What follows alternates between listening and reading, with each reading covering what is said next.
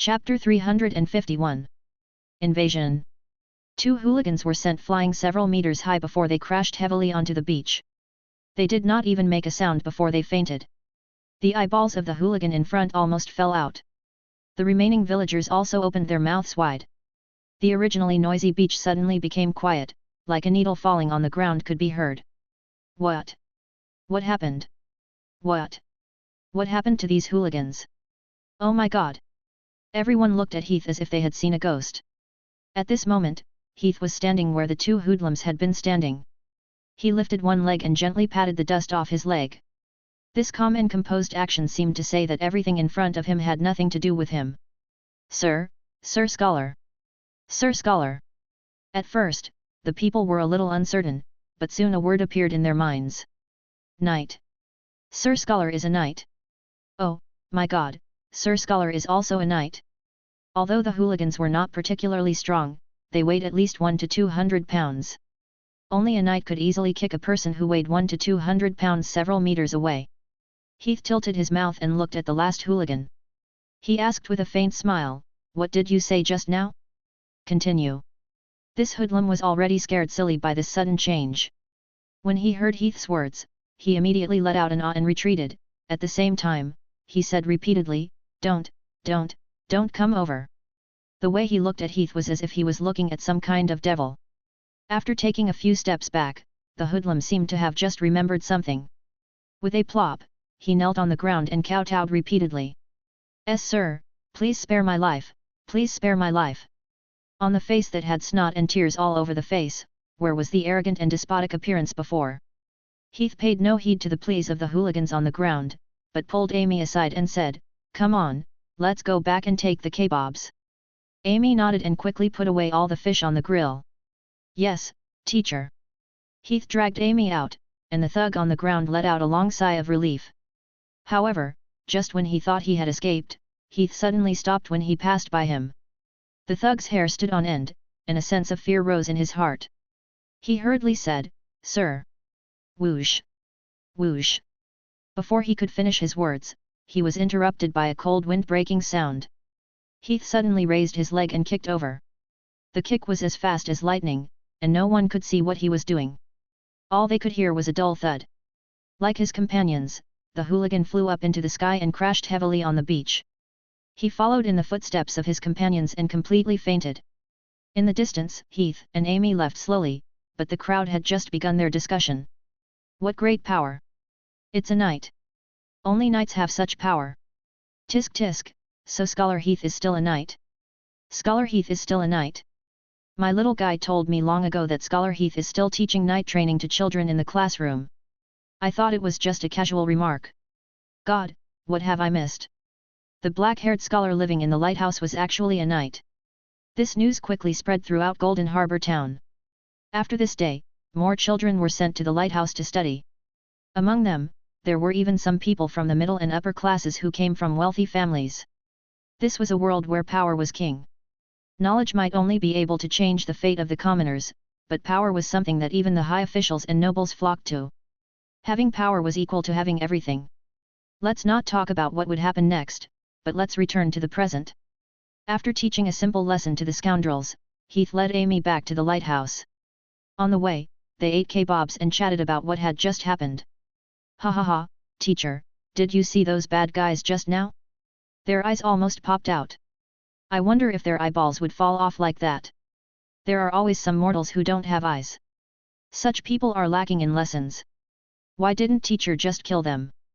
Heath said, "It's not a big deal to teach them a lesson." Amy said, "Teacher, you're a kind person. Most wizards were not easy to deal with. If it were any other wizard, they would have already killed the three scoundrels." However, Heath only taught them a lesson. The two chatted along the way and soon arrived at the lighthouse. However, when they reached the lighthouse, Heath suddenly frowned and stopped smiling. Amy sensed the change in Heath's mood and asked, "What's wrong, teacher?" At that moment, she suddenly felt Heath's mind power tense up, as if he was facing a great enemy. Amy's feeling was right. Heath raised a finger and made a silent gesture. "Shh."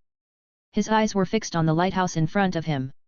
On the surface, the lighthouse seemed to be the same as usual, but Heath knew that there were big changes. This was because he had set up a careful magic array in the lighthouse so that he could be alerted no matter how fine the traces were when an enemy invaded. Just like now. Now he could clearly feel that the detection magic array he left at the lighthouse entrance had changed. Although the defensive magic array around him had not changed, the detection part of it had been passive. In other words, someone had invaded his wizard tower without alerting his defensive magic array. Heath frowned. Someone has infiltrated my wizard tower. Amy was shocked. What? Really? In her mind, Heath was extremely powerful. She had never thought that someone would be able to infiltrate his tower. Heath nodded with certainty. It's true. And this person is inside right now. He could faintly feel a spiritual wave coming from inside. Who could it be? As he guessed in his heart, he put on his guard. The magic array he had set up was not something that even advanced wizards could easily invade, especially after advancing to an intermediate wizard. He had strengthened the magic array, but they were able to infiltrate it without disturbing it. It was enough to prove that the other party wasn't weak. He turned to Amy and said, "Wait for me here. I'll go meet them." Amy quickly said, "Teacher, I'll go with you. I can help." Heath shook his head. "No, you can't." Leaving Amy behind, Heath walked forward, flashed, and teleported into the tower. Chapter 352. Golden Harbor Town, Heath's lighthouse. In the spacious hall, the space suddenly distorted as a figure walked out from the distorted space. Standing on the floor with complicated patterns, Heath looked around but did not see any outsiders. The magic fluctuation of the stranger that he had just sensed in the space seemed to have disappeared at this moment. Heath was stunned. What's going on? Did I get it wrong just now? Just as he thought of this, suddenly, in the darkness, a pair of hands reached out from behind, silently attacking his back. Just as Heath was about to be attacked, a silver light suddenly rose from behind him and wrapped him tightly. It was as if the mimicry shield's automatic defense function had been activated. Boom! Just as the two hands came into contact with the mimicry shield, a violent explosion sounded. At the same time, an invisible shock wave directly attacked the direction where the hands had come from. Defensive counterattack. After advancing to an intermediate wizard, Heath had taken the time to improve many of the spells he had mastered. Of course, the mimicry shield, which was the most important one, could not be missed. Apart from the original runes on the mimicry shield, Heath had also combined the original spells with the wizard's force field and elemental impact to add an attack function. Once the mimicry shield was activated, it would take the initiative to launch an energy attack on the enemy, which was the current attack wave. Adding an attack spell to a defensive spell was a very high-end magic knowledge. In addition to the wizard's own strength, the wizard must also have an extremely rich foundation of knowledge. It was far from what an ordinary wizard could grasp. The enemy who ambushed Heath in the darkness clearly did not expect Heath to have such strength. This attack immediately caught them off guard and they hurriedly dealt with it. Who? Without waiting for the figure to finish dealing with Heath's shock wave, a fierce sound of rushing wind suddenly exploded in the darkness. A cold light slashed towards the attacker. Heath, who was at the back, had already raised his red demon greatsword.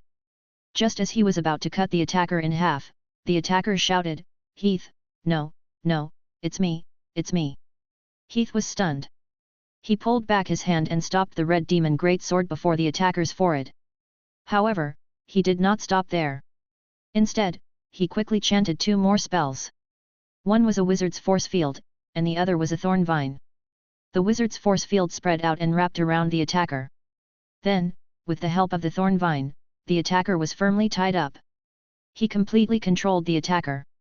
Then, Heath had time to look at the face of the attacker, and he could not help but be stunned.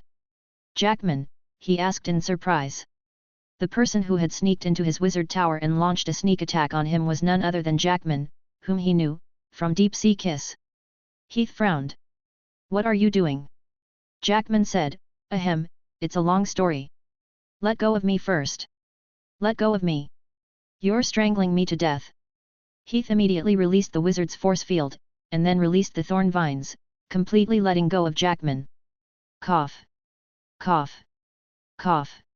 Jackman, who had been strangled for a while, coughed violently and couldn't help but say, "Strangle me to death, strangle me to death. Why are you so nervous? It's just a joke. Do you have to go to such lengths?" I'm going to die. Heath was stunned. A joke. Jackman said, yes, I came to see you. Seeing that you weren't here, I wanted to hide and scare you. I was just joking with you. Heath stared at Jackman's expression for a long time and confirmed that this guy was not joking. Well, it seemed that this was really just his bad taste. Not every wizard lived carefully and rigidly. On the contrary, many wizards would do meaningless things, such as pranks, boring games, and so on. After all, over the long years, they would always find something to kill the boredom. This kind of situation was especially common among purebloods who were born without much pressure. Heath put away the red demon greatsword and asked, how did you get in? Jackman was only a beginner wizard, and his knowledge level was not very good. It could even be said that he was ignorant and incompetent. He was still stuck at the level of a third-rate wizard. Heath could not understand it no matter how hard he tried. How could he enter his own wizard tower without making a sound and breaking his magic array? Moreover, he should be very familiar with Jackman's spiritual power, but the spiritual power he felt just now clearly did not belong to Jackman. Jackman pretended to smile mysteriously and said, hee hee, take a guess. Heath glanced at him and said without giving him face, if you don't want to be hung up and beaten up by me, then you'd better tell me the truth. Jackman opened his mouth. You. Okay, okay. With a crooked mouth, Jackman took out an item from his dimensional pocket. It was a device similar to a compass.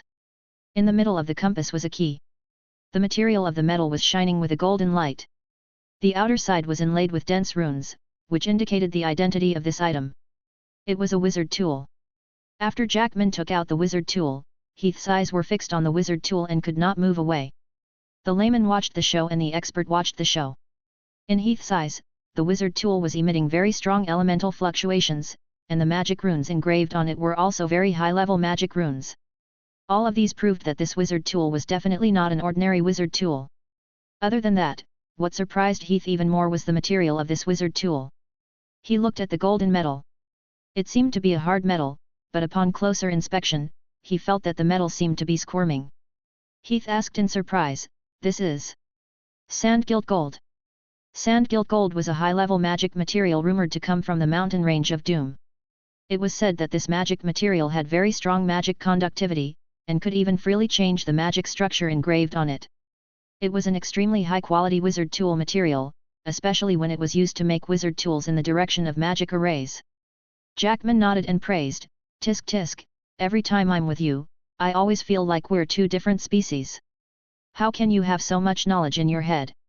With a slightly boastful tone, he said, this is a rule-type wizard tool that I borrowed from my teacher. It's called, Enter the Door. It's made from sand-gilt gold and can be used to break defensive magic arrays, magic restrictions, and traps. Chapter 353. Heath was enlightened. He said, I see. Is this why you were able to sneak into my lighthouse? Heath looked at the compass-like device curiously. He really wanted to know what kind of rune structure was used in this thing. It could even break the defensive magic array that he had set up. Jackman said that this was a wizard tool used to break magic arrays and magic restrictions. Such a wizard tool was really rare. While Heath was guessing, Jackman spoke again, hey, buddy, don't just stare at this thing, okay? If you want to study it, there will be plenty of opportunities later. After a pause, he suddenly asked, don't you want to know why I borrowed such a tool from my teacher? Hearing Jackman's question, Heath was really curious. Jackman had also said that this was a wizard tool used to break magic arrays and magic traps. So, Jackman's purpose of borrowing this wizard tool was basically to break magic arrays and magic traps. Then, where did such things appear the most? Heath asked in puzzlement, are you going to explore some ruins? After thinking about it, Heath felt that this was the most likely. After all, the places where magic arrays and magic traps appeared the most were undoubtedly those ruins, and only in these places would there be a place where this wizard tool could be used. As expected. Not long after Heath's words fell, Jackman nodded heavily and praised, you're really smart. He said, Brother Heath, you guessed right. I'm planning to explore a ruin. This is the reason why I came to visit you this time. How is it?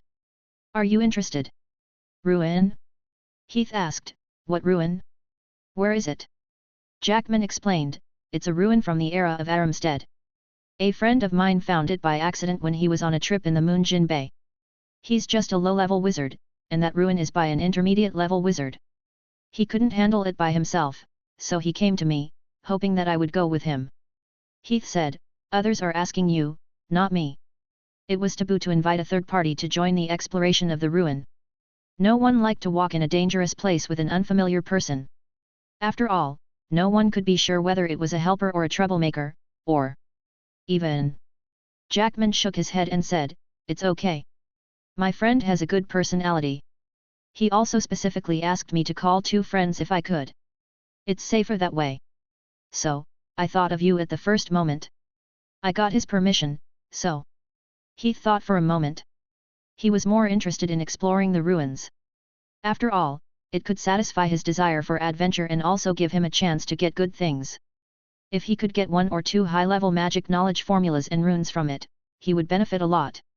However, going out to explore the ruins with strangers was really. Seeing Heath hesitate, Jackman could not help but persuade him, hey, buddy, don't be timid, okay? You are an intermediate-level wizard after all. We are only beginner wizards. Are you afraid that we will eat you? After hearing Jackman's words, Heath thought that it made sense. The difference between the strength of a beginner wizard and an intermediate-level wizard was not something that could be described with just a few words. Although it was not as big as the difference between an apprentice and a wizard. It was definitely not something that could be easily crossed. So he thought for a moment and nodded, when will you go? I'll take a look. If I have time, I can accompany you on a trip. Jackman said, next week. If you agree, we'll come to Golden Harbor Town to look for you. We'll set off from Golden Harbor Town. It's closer to the Moonjin Bay. Heath said, okay. Then, it's a deal. See you next month. Yes, see you. After settling the matter of the ruins, Jackman stood up and left. The time of a wizard was completely different from that of a human. There was no day or night. Usually, there were only 2 concepts, doing something and completing something. Since the agreement had been made, the purpose of this trip had been achieved. Of course, there was no reason for him to stay. Heath wanted to keep him for a gathering, but after thinking about it, there was no reason for him to. After all, they were not far from each other and could meet at any time. He just simply sent him off. When he arrived at the dock, Jackman suddenly thought of something and suddenly said to Heath, oh right, Nami asked me to ask you, how are the preparations here? After coming out of the deep-sea feast, Heath started to fulfill his promise. However, it was not easy to give mermaids a pair of real human legs. Even with Heath's strength, he still needed to make sufficient preparations, materials, resources, and some corresponding knowledge. Heath explained, let her wait a little longer. I'm not completely confident. There is still some knowledge that I need to figure out. Jackman said, in my opinion, you shouldn't have agreed to the mermaid's nonsense or given her a random leg. Anyway, if she really goes ashore, she won't be able to live for long. Why waste so many materials and energy? Heath shook his head. It's what I promised. Jackman said, okay, okay. In the darkness of the night, Jackman's wizard ship quickly left the dock and silently headed toward the depths of the sea. Under the effect of the camouflage spell, his departure did not alarm anyone in the harbor. After Jackman left, Amy, who was accompanying him, walked up and asked, be honest, teacher. Are you really going to explore the ruins? Heath nodded and said, I'm going. Amy said expectantly, can you take me with you? I want to see the ruins too. Amy had never traveled alone on the path of a wizard, so she had no chance to explore some ancient ruins. This was a rare opportunity, and she was with her respected teacher, it would be great if she could go. Unfortunately, Heath shook his head firmly. No, you're still too weak. That's an intermediate-level wizard's ruin. If you're not careful, you might die. Even I can't take good care of you. Amy frowned. But. Heath shook his head and said arbitrarily, no buts. There's no room for discussion. I've already decided. Amy was only an advanced apprentice and was not even a wizard. She might not even be able to escape unscathed from the ruins of a beginner-level wizard, let alone an intermediate-level one. Going there was simply courting death. In such a dangerous situation, even Heath might not be able to take care of her. Chapter 354. After returning, Heath made some preparations, such as making potions, magic scrolls, and other tools that might be used in exploring the ruins. A few days later, Jackman arrived as promised. After giving a brief explanation to Amy, Heath went out with him. When they arrived at the dock, there was already a large sailboat docked there. It was a 5-masted sailboat. The hull was very huge, almost 100 meters long. The bow part of the boat was a mermaid sculpture, and it was well made. It was docked in the middle of a pile of merchant ships. It looked like an ordinary merchant ship. There was even an emblem of a noble family attached to the body of the boat, and the flag of a noble was also stuck on the mast. It looked like an ordinary noble merchant ship. However, Heath could easily feel the strong elemental fluctuations from it. Using his spiritual eye, he could easily see the runes all over the body of the boat. It seemed that this was a wizard ship disguised as an ordinary merchant ship. At this moment, some men dressed as sailors were carrying boxes of goods to the deck. They looked like they were preparing for sailing. After Jackman brought Heath over, the sailors bowed. "Sir Jackman." "Sir." Heath paid attention. These sailors were very muscular and burly. Thick calluses could be clearly seen in the palms of their hands. They were all marks after using a sword. He could easily tell from their auras that they were knights. Heath asked, "Are these knights coming with us?" Jackman nodded. "It would be easier for us to camp in the wilderness with the help of knights, wouldn't it?" Heath asked, "Where did they come from? Are they reliable?" Some wizards would prepare some knights before exploring the ruins. They would collect wandering knights from the market or use black magic to make them. Most of these knights did not have the spirit of knights, and they were not very reliable.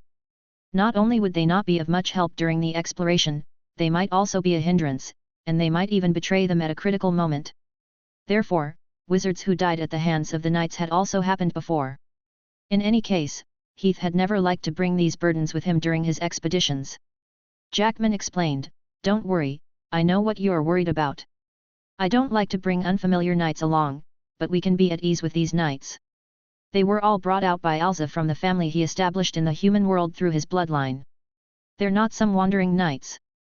Alza was the wizard who was going to explore with them this time, and he was also the discoverer of the ruins." Heath said, "I see. All right, then." After walking for more than 10 steps, Heath finally met the wizard Alza that Jackman had mentioned. It was an old man. He looked to be in his 60s or 70s and was very old. His head was full of silver hair, his face was wrinkled like old tree bark. His back was hunched, and his body was very bent. He was wearing a reddish-brown long shirt with a golden cane in his hand. He looked very polite like a human aristocrat. Jackman walked up and greeted, "Alza, my old friend, I have brought someone here." The old man turned his head. He first looked at Heath. The envy on his face was obvious when he saw Heath's young face. After using his spiritual power to check on Heath, there was a surprised look on his face. He quickly bowed humbly and said, "Sir." From his spiritual power, the young wizard in front of him had the strength of an intermediate-level wizard. In the wizard world, strength was the most important. He naturally had to bow to a person of this level. Heath waved his hand and said casually, "I'm Jackman's friend. It's better for everyone not to be so formal." Jackman also added, "Haha, old man, didn't I tell you before? Heath isn't a person who likes to put on airs. He's very easygoing." Seeing Jackman's familiarity with the old man, Heath couldn't help but look at Jackman curiously. With the help of magic, it wasn't too difficult for wizards to maintain their youthful appearance, and most wizards would do the same. There were only 2 types of wizards who did not hide their age and allowed time to show on their faces. One was that they did not care much about their appearance, and the other was because they had used up too much of their life force, so it was impossible to maintain their youth by relying on magic. The old man in front of him was obviously the latter. Heath could sense at the first glance that his life force was very weak. However, wizards had a lifespan of 500 years. If the old man could use up his lifespan to this extent, then he should have lived for several hundred years. Jackman was just a young wizard of the new generation. The fact that the two of them could establish a friendship made Heath very curious. Jackman probably saw through Heath's doubts and took the initiative to continue the conversation. "What's the matter, brother Heath? Do you feel that our relationship is too good?" Heath nodded. "It doesn't seem like an ordinary friendship. It's more like a close friend of brotherhood." Jackman laughed loudly. "Ha ha ha, then your judgment is really accurate. In fact, it is indeed correct. Elsa and I grew up together. We were the same kind of brothers when we were young. Heath was stunned. It was obvious that he was even more confused. But he thought for a moment and quickly thought of something. Could it be? The old man, Elsa, nodded. Yes, Lord Heath, your guess is correct. The reason why I am the way I am now is because my life force has been used up too much. When I advanced into a wizard, I failed twice. After that, because of a few failed magic experiments, it caused me to age. The path of wizards was not as smooth as Heath's. On the contrary, most wizards, especially those Muggle wizards who did not have a solid foundation, were always full of obstacles on the path of wizards. This path was full of difficulties and dangers. Whether it was advancement or magic experiments, it was easy to fail and cause a magic backlash, and the backlash would cause the wizard's spiritual power to suffer. If it was severe, it would result in a large loss of vitality like Elsa's. Even magic would not be able to repair it. There was only one path left in front of him, and that was to continue advancing. Only after advancing to an intermediate wizard would his life force recover. Heath said regretfully, "Oh, how unfortunate." Elsa sighed softly. "Yes, some wizards are born with bad luck, just like me." Chapter 355. Heath agreed with what Elsa said. After all, the methods and techniques for advancing to a wizard were already very mature. Generally speaking, it was not easy to fail. In magic experiments, wizards would pay more attention to protection. The situation of large-scale loss of vitality was relatively rare. And it was really rare for Elsa to lose so much vitality due to repeated failures. Heath consoled him, "It's all right. I can see that you've reached the peak of the beginner rank. You're just a step away from becoming an intermediate rank wizard. Once you've reached the intermediate rank, your life force will naturally recover." His words obviously had a good effect. The worry on Elsa's face disappeared a little. Elsa nodded and said, "I hope we can get something this time." The main purpose of this expedition to the ruins of Elsa was to find some resources from the ruins, so that he could have a chance to advance to an intermediate wizard. After a pause, he said, "It's getting late. We should set off now. Do you think it's okay?" Heath nodded. "I'll be ready at any time." After boarding the deck, the ship quickly left the port, and the journey of Heath and the others officially began. More than half a month later, west of the Golden Islands, in the Moon Jin Bay area. Standing on the deck, Heath placed one hand on the side of the ship and looked at the sea in the distance. On the endless blue sea surface, the sea water rose and fell, layer by layer, rushing into the distance. In the distance, it was either blue or blue. The sea and sky seemed to be completely connected, and one could not see the end no matter what. At this moment, a clear voice sounded in his ear. "What are you looking at? Are you so lost in thought?" With this voice, Heath felt his back sink, and a soft body was lying on his back. Heath turned his head, and happened to see Nina's side profile. He asked, "What's wrong? You're awake." Nina got down from Heath's back and floated to Heath's side. She stretched and yawned as she said, "Yawn. Are you okay?" "I slept too long, so I came out to get some air." During this period of time, Nina's soul power had recovered very quickly. Now, she could even maintain a materialized body for a long time. Moreover, in a materialized state, whether it was the sound or the touch, it was no different from a normal body. Of course, the price was that her sleeping time had been increased a lot recently. Basically, she could only come out for a very short period of time every day. After a pause, Nina continued to ask, "Hey, you haven't answered me yet. What are you looking at? Why are you so entranced?" Heath shook his head. "Nothing, it's just the scenery." Nina sneered. Yeah, it's just living by the sea. Don't you get tired of looking at it every day? What's there to look at? It seems that the scenery doesn't change at all." Heath said, "Every time I look at the sea, I always feel small in the vastness of this world. Looking at the distance of the sea is like looking at countless unknowns waiting for me to explore. This feeling fills me with motivation." Nina pursed her lips. "I don't understand you. Forget it. You can think about life on your own. I'd better go back to sleep." After saying that, she exploded into a cloud of smoke with a bang and went back into Heath's ring.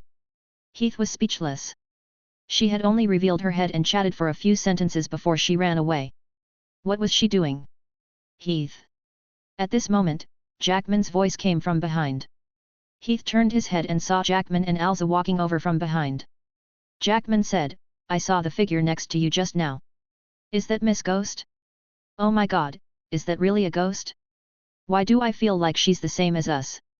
Jackman knew that Heath was feeding a ghost as a magic pet. He had met Nina a few times before. Heath shook his head and said, "It's nothing. Everyone feeds a ghost differently. The ghost that is raised by different methods will definitely be different." Jackman clicked his tongue and said, "To be able to raise a ghost to this extent, no matter what, it's already a great achievement." Heath did not want to continue on this topic. After all, this involved his deeper secrets. As for how to help Nina recover her soul power, he had spent a lot of effort to research and time. He changed the topic and said, "Let's not talk about this anymore. Let's talk about business. How much longer until we reach our destination?" Elsa, who was next to him, said, "According to the current speed, we will reach the island in about 2 weeks, Sir Wizard." It was a small island near Moonjin Bay. This was the destination of their trip. Heath asked, "Can you tell me now? Where did you get the clue about this ruin?"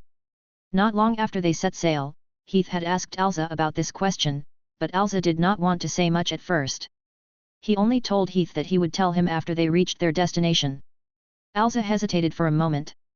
Still, he insisted, "I plan to tell you more after we land on the island. This is mainly because this ruin involves the sea folk. There are spies everywhere on the sea. I have to be on guard. I hope the Sir Wizard can understand." Heath was puzzled. Sea folk? Is there a lot of involvement? This was the sea. Basically, everything found here was related to the sea folk. However, according to the agreement between the wizards and the sea folk, under most circumstances, the sea folk would not interfere with the wizards' exploration, unless the things involved were very important to the sea folk. Elsa nodded. "It's still a little big." Heath's gaze lingered on Elsa's face for a moment, making sure that he was not joking. Then, he nodded. "All right then, let's wait a little longer." Since it had been such a long time, Heath was not in a hurry.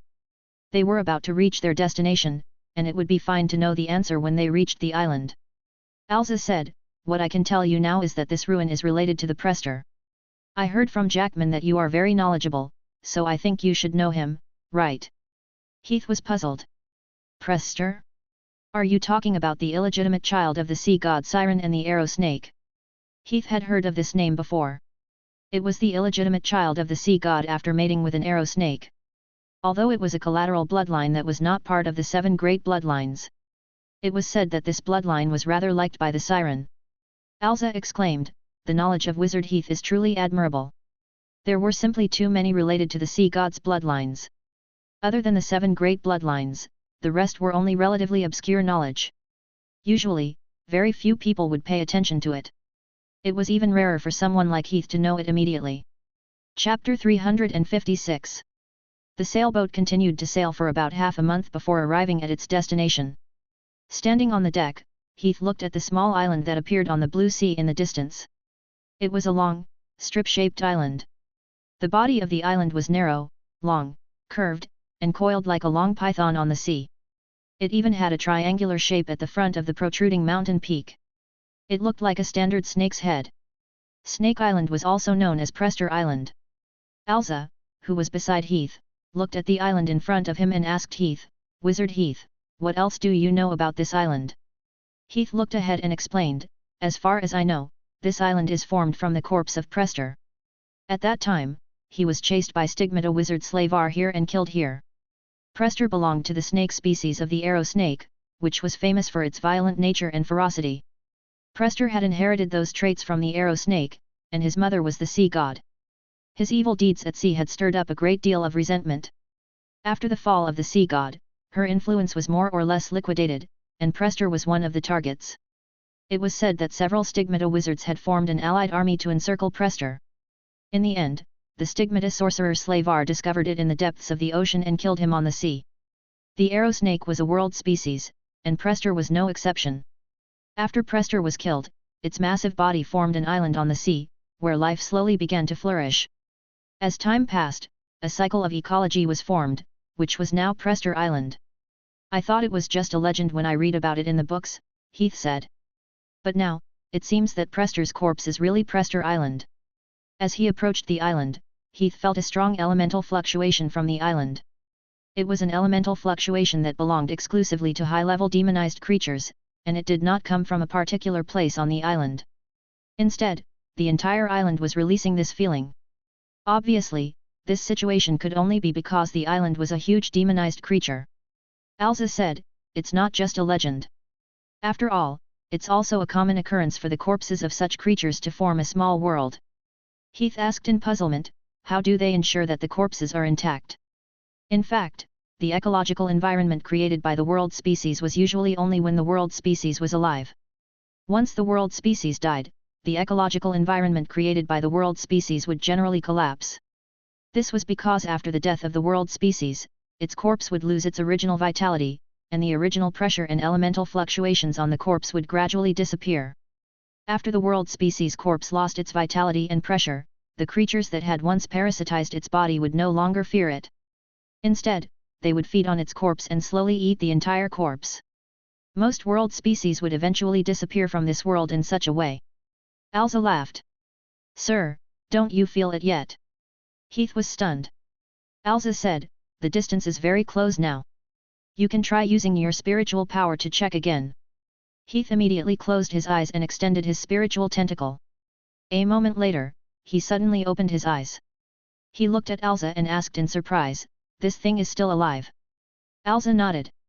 "Yes, but only his body is still alive." Alza explained, "At that time, Wizard Slavar was the first to find Prester, but Prester had already evolved to the demigod level. It would be very difficult for Wizard Slavar to defeat him alone. In the end, Wizard Slavar battled Prester for 7 days and 7 nights before finally defeating Prester with a sacred item. However, Wizard Slavar was exhausted at that time, and no longer had the strength to kill Prester. In the end, all he could do was destroy his soul, and so his corpse was preserved." Heath was enlightened. "I see." He looked curiously at Alza and asked, "So Wizard Alza is still researching on this? It's rare to see someone with such obscure knowledge know him in such detail." With that, Heath stared at Alza's expression. He felt that there must be other reasons for Alza to be able to tell the ins and outs of the island and the history behind it. After all, he felt that he already knew enough about these islands. However, he had never heard of what Alza mentioned before. If it was not because his knowledge was too shallow, then it could only be that Alza had other sources of information that he did not know about. For example. Alza laughed. He, Sir Wizard, you don't have to test me. I'll just say it." After a pause, he explained, "In the wizard world, Wizard Heath, I think you should have heard of the name Fawns, right?" Heath nodded. "One of the ancient wizard families in the ancient times. If I remember correctly, the stigmata wizard Slavar that you mentioned just now is from the Fawns family, right?" Could it be?" At this point, he seemed to have suddenly thought of something and looked at Alza with puzzlement. Alza nodded and admitted, "Yes, my lord. My full name is actually Alza Slavar Fawns." Heath suddenly understood. So that was it. This made sense. Heath had previously thought it strange that Alza knew so much obscure knowledge. After all, he felt that what he knew about Prester Island was enough among wizards, and that was because he had extracted Deep Sea Kiss' entire library.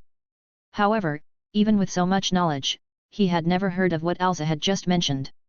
But it was not hard to understand. After all, Jackman was a pureblood with a high status. His friends who had played with him since childhood would certainly not be too different in status. Heath quickly said, "It's such an honor." Alza waved his hand and said somewhat dejectedly, "Sir Wizard, you're too polite. The Fawns family is no longer the former Fawns family. Now, it's just an ordinary wizard family. You don't have to be polite. Although the Fawns family used to be rich, they only produced Slavar, a stigmata wizard. Moreover, the descendants of this wizard were not very talented. Under the erosion of time. Now, they had become a third-rate wizard family in the wizard world. Their glory was no longer." Chapter 357. At this moment, Jackman walked over. "Hey, you two, can we talk on the shore? I think we still have plenty of time." While the two of them were chatting, the ship had already reached the shore. At this moment, a knight also walked over quickly and asked Alza, "Sir, we have already reached the shallows. Do you think we should disembark here? Alza nodded. Yes. As you command. The knight replied and quickly ran back to instruct the sailors to anchor and then put down the small boat. After everything was ready, Heath and the others followed the ladder on one side of the ship and descended to the small boat. Then, the knights rowed slowly toward the shore. Kada! A soft sound was heard. The small boat steadily landed on the beach by the shore. Sir, we're here. Barak, bring some people into the island to have a look first. Spread out in pairs. Everyone, put a mark on. Yes. After the small boat docked, Alza first let the knights build a simple camp on the shore. Then, he did not rashly enter the forest. Instead, he let the knights put a mark on them and enter the forest to explore first. Then, he took out a crystal ball from his dimensional pocket. This crystal ball was slightly bigger than the crystal ball that Heath usually used. The image on it clearly reflected the images of each knight. Looking at this crystal, Heath could not help but ask curiously, is this a mark crystal? A mark crystal was a crystal that was specially used for surveillance. It was divided into two parts. One part was the crystal ball that was the main body, and the remaining part was the mark. The crystal ball was connected to the marking. It would display the image of the marked area. Placing the marking on someone else's body would allow one to check the situation around them. It was a very good exploration tool. Alza nodded. Yes, it's a small device. If Wizard Heath likes it, I can give it to you. Heath shook his head. There's no need for that. All right, let's look at the crystal first. The few of them focused their attention on the crystal. From the picture, the few knights were following Alza's instructions strictly. They split up into groups and scattered into the forest on the island. The knights were all very professional. One of them was in charge of taking the high ground on the trees to check the surrounding movements, while the other was in charge of clearing the way with his crossguard sword.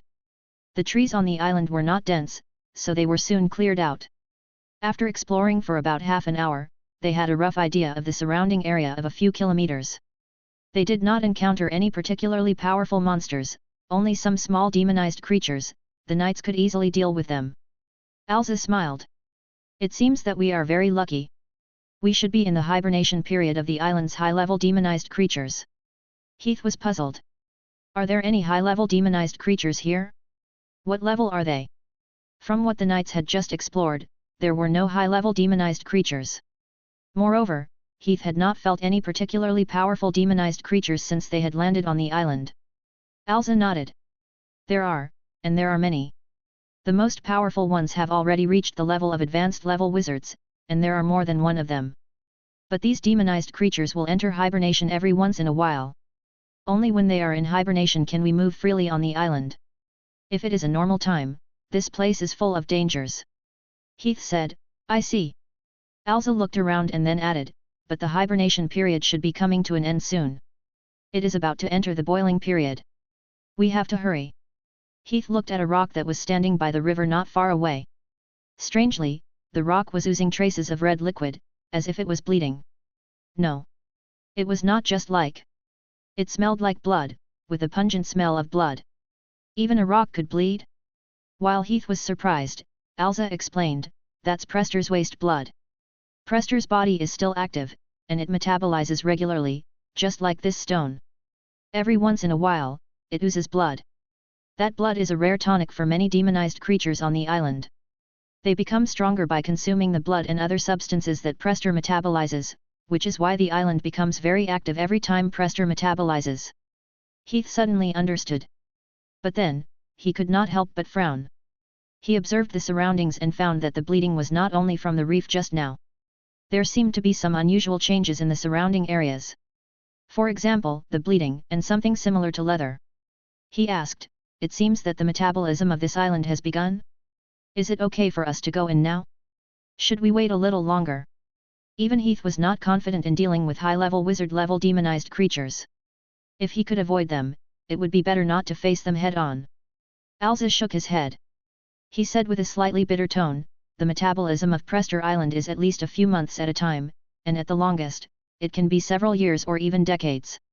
Moreover, even if the metabolism is completed, the island will remain active for a long period of time. The island will completely calm down and the high-level demonized creatures will enter hibernation only for a short period of time before the metabolism, which is the time we are currently in. This is the best time to explore the island. In fact, there was one thing Elsa did not mention. He was worried that his life would not last much longer and would not be able to wait for the island's next metabolism. If that's the case, Heath said. All right then. Having figured out the situation around him, Elsa then took out a bell and shook it gently at the crystal ball. As the bell rang, ripples could be clearly seen rippling within the crystal ball, as if the sound of the bell had passed through the crystal ball. The knights who were still exploring the forest seemed to have heard the sound as well, and stopped in their tracks to return. Soon, they were all back on the beach. Sir Wizard, we didn't find anything strange in the south. Sir Wizard, everything is fine in the east. Sir Wizard, everything is fine in the west. After listening to the knight's report, Elsa nodded. Then, he took out a large scroll from his interspatial ring. After opening the scroll, it depicted a strange island that was winding like a long snake. It was Prester Island that they were on. Heath glanced at the map. Obviously, this was the complete map of Prester Island. On the upper right corner of the map, there was a cross mark on the snake's head. Chapter 358. Elsa looked at the map for a while. After confirming the location, he said to Heath, Sir Wizard, let's go. Heath looked at his map curiously. He asked, before that, I think I should know more information about the target of our expedition? I remember you said that this is an intermediate-level wizard's ruin. Jackman had clearly said that this was an intermediate-level wizard's ruin when he came to look for him.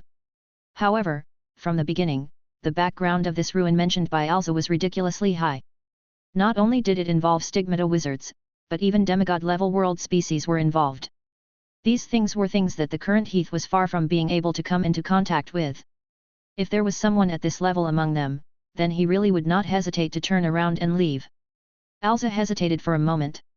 Jackman, who was beside him, spoke up at that moment. Elsa, I think Heath is right. If there are any other problems, you should tell us now in case we run into trouble without any preparations. Until now, he did not know much about the ruins of the expedition. Elsa hesitated for a moment before nodding. All right, I had planned to explain the details to the two of you when we reached the destination, but since everyone is so eager, I'll explain it in detail. Pausing for a moment, he began to explain. After my ancestor killed Prester, for some reason, he actually needed some of Prester's organs as materials for magic experiments. Wizards were all profit-oriented, no matter how grand the history books described it. However, Slavar had risked his life and even paid a huge price to hunt down and kill Prester with his entire clan. Of course, it was not for the so-called justice and light mentioned in the history books. It was purely for Prester. A demigod-level demonized creature was already a priceless treasure to a wizard. It was a precious magic material that could not be described with words. However, after killing Prester, my ancestor was also injured. He needed to return to the clan to use some of the clan's resources to recuperate and heal. My ancestor was worried that Prester would be discovered by other wizards while he was away, so he arranged for a few apprentices to guard the place. Many years passed, and my ancestor successfully recovered from his injuries and took away the magic materials that he originally needed. Prester was only left with this empty shell now. Such an empty shell was worthless to a wizard of my ancestor's level, but it was still a priceless treasure to apprentices and ordinary wizards. Thus, after their teacher left, one of his apprentices stayed behind to build a wizard tower here to train, and reached the intermediate level. Later on, the wizard failed to advance to an advanced level wizard for various reasons and died here. Because he was hidden from the world, this wizard didn't have any apprentices to follow him, so everything here was preserved. Heath was puzzled. Didn't your family come to reclaim it? Before the true eternal realm, the lifespan of a wizard was limited. No matter how high level a wizard was, he would die one day. According to the rules of the wizard world, under normal circumstances, after a wizard died, his legacy would be inherited by apprentices, descendants, and others. If there were no descendants, the family would send someone to retrieve it. Those ruins and ancient tombs that had no family to retrieve and were eventually turned into wild towers for future generations to excavate were usually left behind by grey wizards and muggle-born wizards who had no roots. Elsa's eyes were filled with reminiscence, but he also said proudly, it was too far away. At that time, the family felt that there was no need. Heath was stunned at first, but after thinking for a while, he quickly understood. He had more or less heard of the Fons family's glory in the past. As a huge family with stigmata wizards overseeing it, they might not really take the assets of an intermediate-level wizard seriously. Perhaps they were simply too lazy to take them back. Jackman sneered and teased, "Your family was really arrogant back then.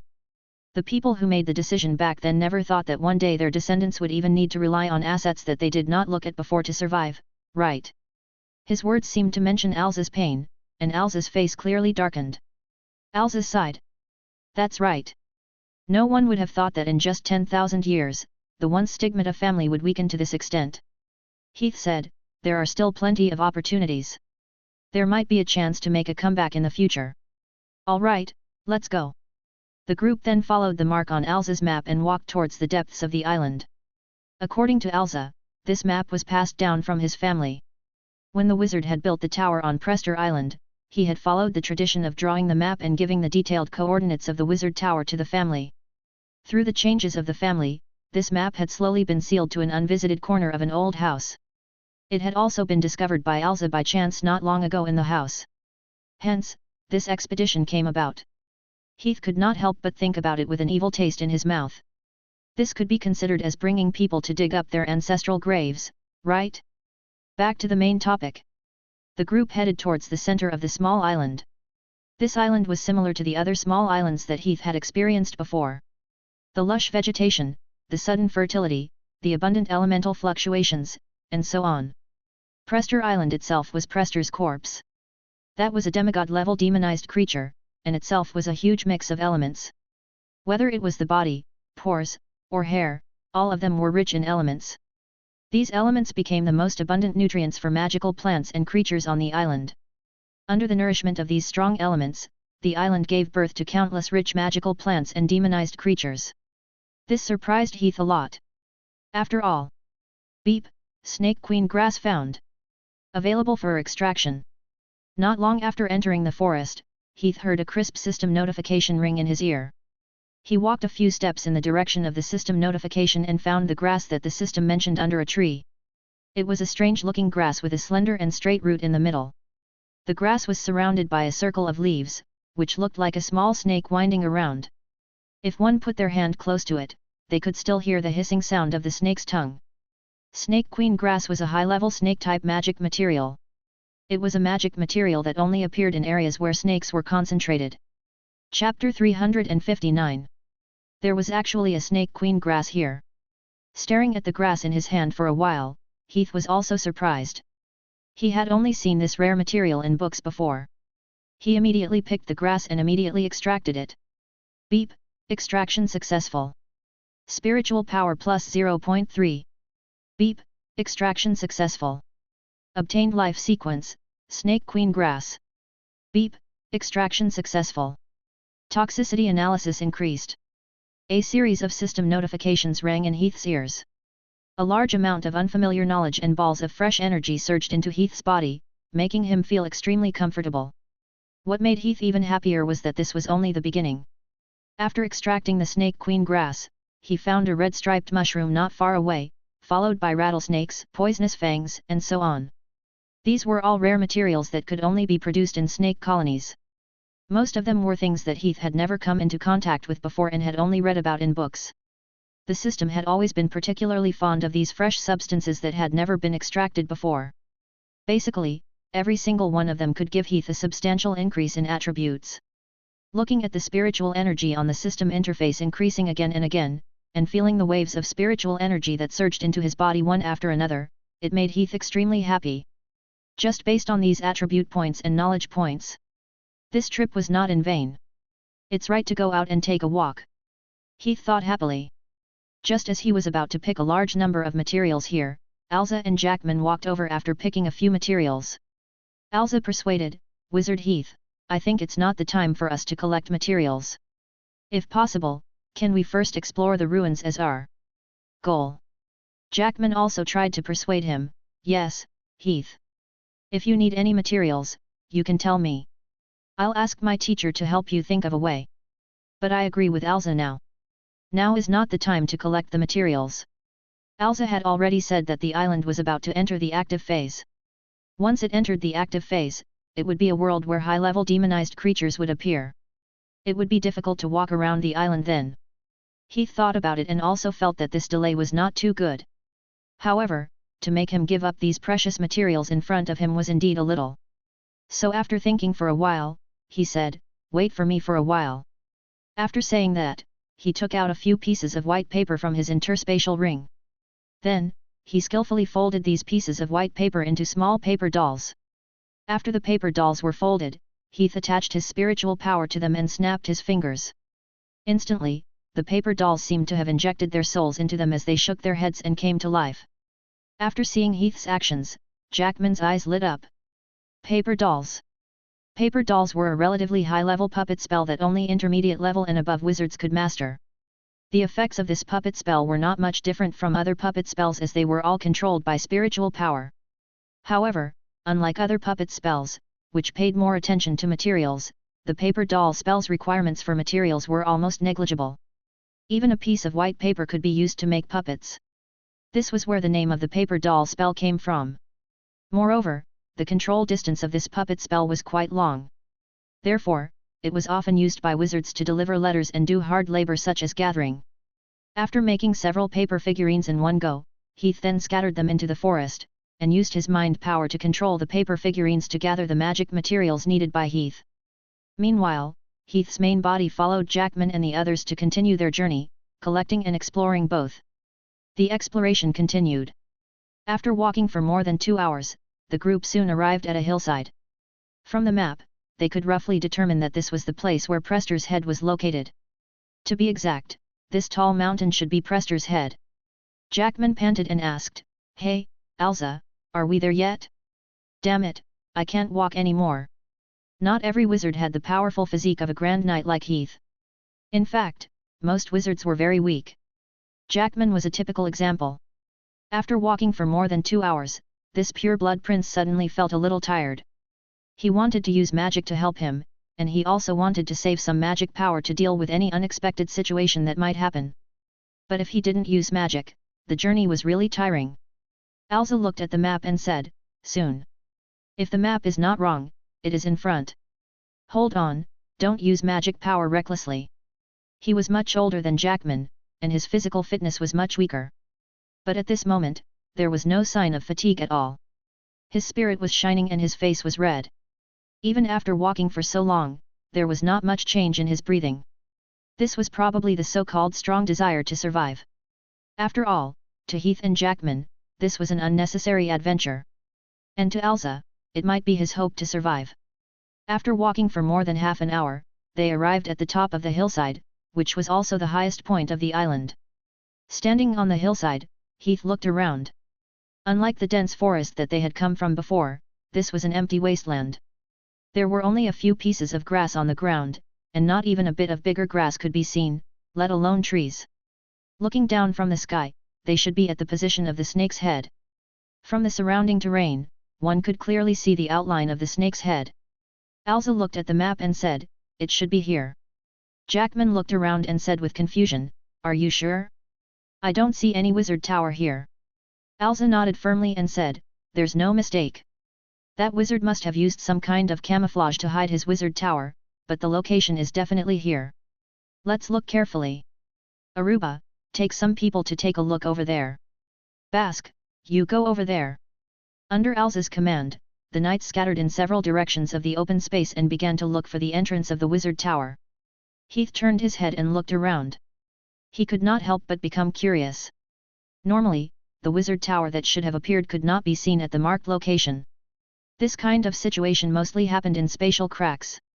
However, this Prester Island itself was formed from Prester's corpse, there should be no possibility of creating a spatial crack. Then where did this wizard tower go? Chapter 360. How is it? Did you find anything here? No, Captain. What about Nasai? Did you find anything? Not yet. After searching around, the knights rushed back to report to Alza. After listening to the knight's report, Alza could not help but frown. No. He frowned and said in confusion, "How come there isn't anything? It shouldn't be." Jackman also walked over and asked, "Alza, don't you have any specific clues on your map? Could it be that you were deceived by your ancestors or something?" Alza said in a bad mood, "Jackman, Do you want me to smash your head with my cane? Don't say such nonsense. After a pause, he turned to Heath and said, Wizard Heath, do you think there is a way to find out the specific location of the ruins? I'm afraid it's not a good idea to search blindly. Jackman also came over and said, Yes, Heath, you have so much knowledge. You should be able to find a way, right? Heath hesitated for a moment. Let me think about it.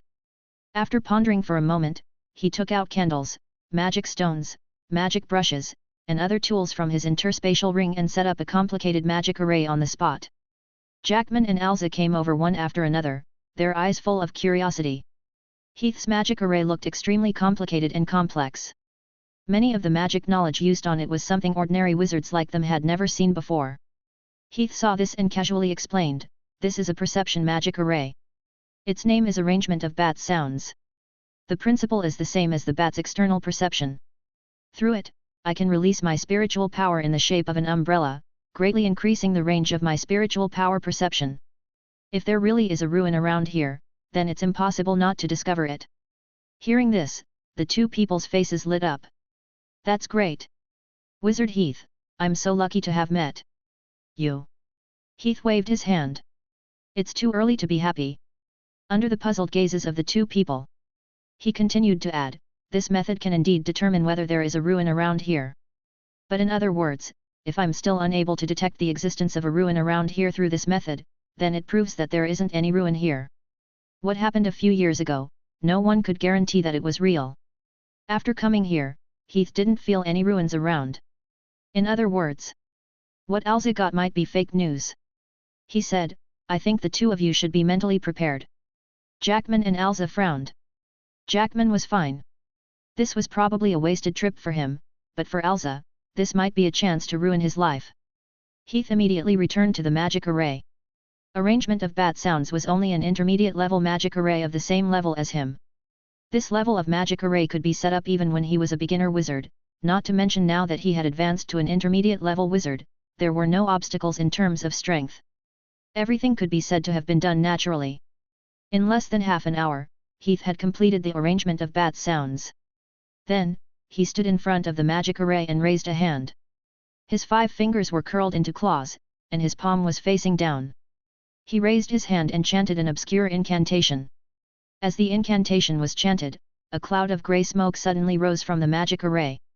The smoke became stronger and stronger, and slowly formed a large bat phantom behind Heath. The moment the bat phantom was formed, the bat opened its mouth and screamed, "Ah!" It was a strange sound. It was not loud, but it was particularly ear-piercing. It was like a sound of a special frequency, causing one's blood to surge.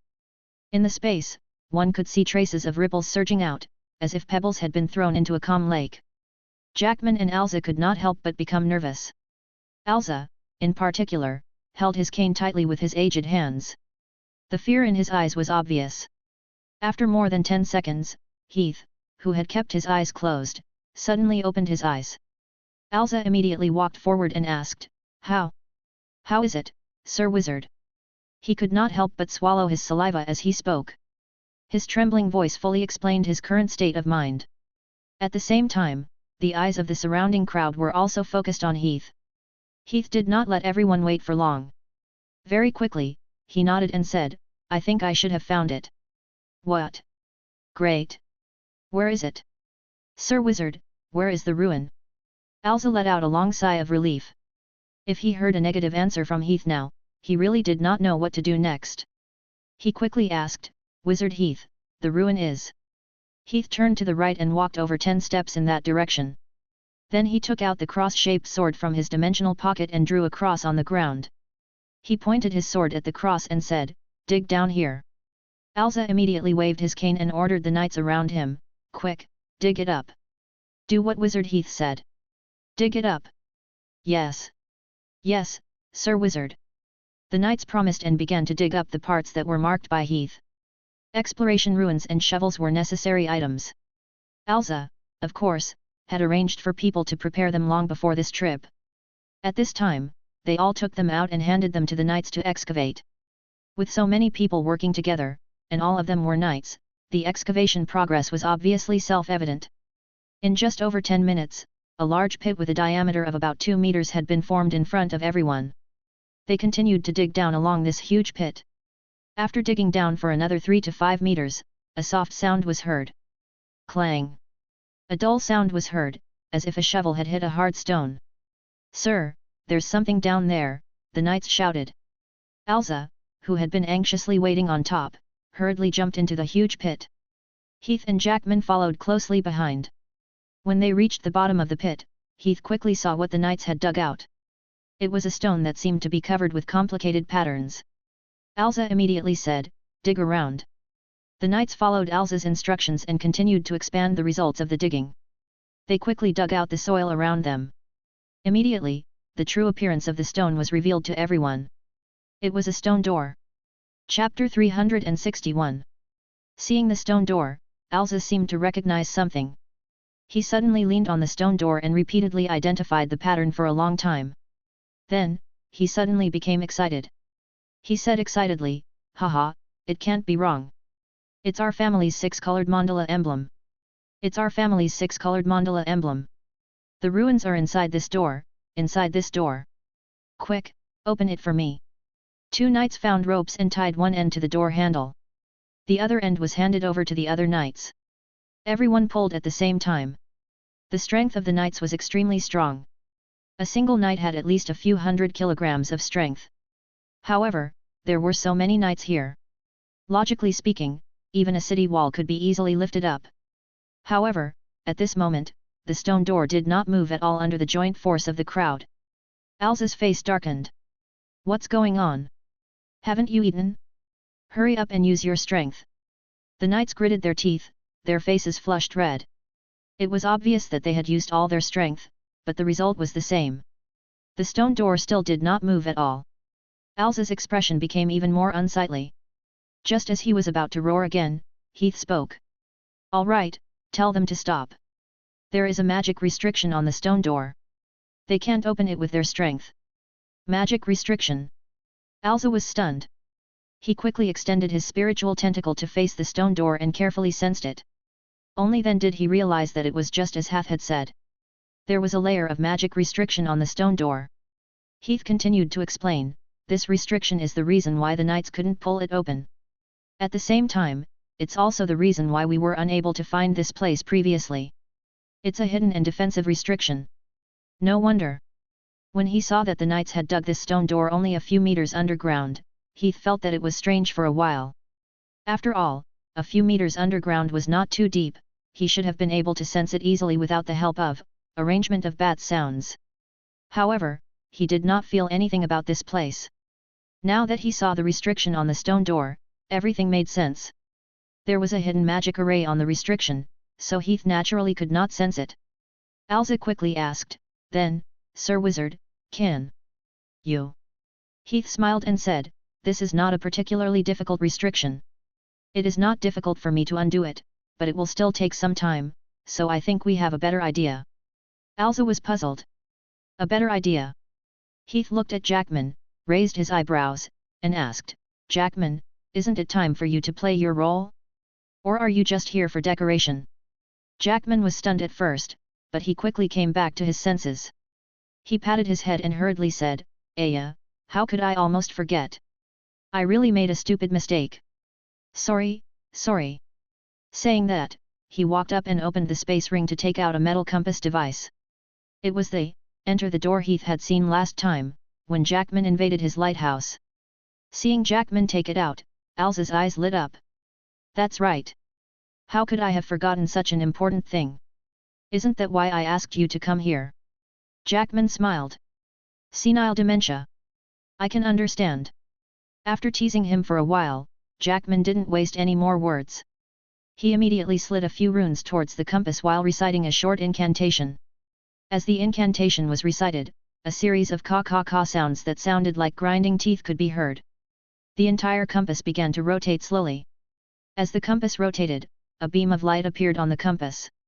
Under Jackman's control, it shot towards the stone door on the ground. The moment the beam of light intersected with the stone door shook slightly. Fine sand that looked like quicksand spread out from the surroundings of the stone door. Then, a soft kick sound could be heard. It was as if an invisible mirror on the surface of the stone door had cracked open. An invisible air current exploded above the stone door and spread out. Zilla! A soft sound was heard. The space on the surface of the stone door twisted, and a large distorted hole appeared on the entire stone door. Behind the large hole was a long flight of stairs.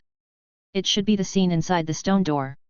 Heath looked curiously at the large hole that suddenly appeared and asked, "Space distortion?"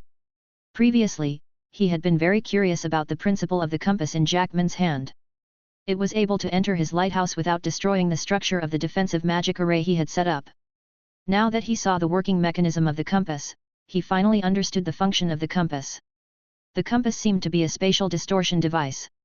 Its function was to directly distort a piece of space, causing the magic arrays and restrictions that covered the space to lose their effectiveness. Thus, it forcefully created a third passage that connected the two pieces of space. To put it simply, it looked like it had dug a hole in the stone door, but in reality, it had forcefully distorted the stone door, creating a layer of connection between the world outside the stone door and the world inside the stone door. This way, they could bypass the restrictions and magic arrays on the stone door and enter directly. It was the same principle as the lighthouse last time. Aim. Jackman smiled and said, "Hee, how is it? My teacher's wizard tool is still powerful." "Right." Heath nodded. "It is indeed powerful." Then, everyone did not delay any further. They immediately lit torches and entered the stairs under the stone door through the distorted stone door space. Jackman said that although the enter the door was powerful, it consumed an amazing amount of magic stones. Every second consumed one high-level magic stone. Even with Jackman's wealth, he did not dare to use it for long. Soon, everyone entered the stone door. Jackman immediately closed the enter the door, and looked at the magic stones on the compass that had turned into powder. Jackman felt a pang of pain. It was not until Heath told Jackman that he would help him bear a certain amount of expenses to enter the door that Jackman's pained expression finally recovered a little. "Let's go down and see what's down there."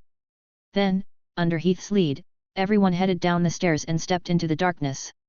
"Speaking of which, your ancestor's wizard tower is really well hidden. It's actually built so deep underground. Isn't he afraid of getting into trouble every time he goes home? My ancestor is not an ordinary person. He only has truth and eternity in his heart. Other than the necessary supplies that come once every few years, he basically never leaves his room. Of course there's no trouble." While chatting, everyone walked down. After walking down for another 10 minutes, the true appearance of the wizard tower was soon revealed in front of everyone. Chapter 362. At the end of the stairs, a stone door appeared in front of everyone. It was almost the same as the stone door on the ground. It had the same design and patterns, but it was standing on the ground. Another restriction. Damn it, why are there so many restrictions? Jackman, it's your turn. Similar to the stone door on the land, this stone door was also covered with complicated restrictions and magic arrays. However, with the help of Jackman's wizard tool, enter the door, everyone easily entered the door. The scene behind the door was also exposed in front of everyone's eyes. This was a low palace. In the spacious hall, there were a few tall and big stone pillars supporting it. The flat floor was plastered with square stone bricks. The stone bricks had obviously been meticulously polished and were very smooth and clean. It was even like a mirror that could reflect the scene on it. On top, there was an arc-shaped ceiling dome. On top of the dome, there was a scene of the night sky that was painted with azure watercolors. The night sky was filled with stars and the moonlight was dazzling.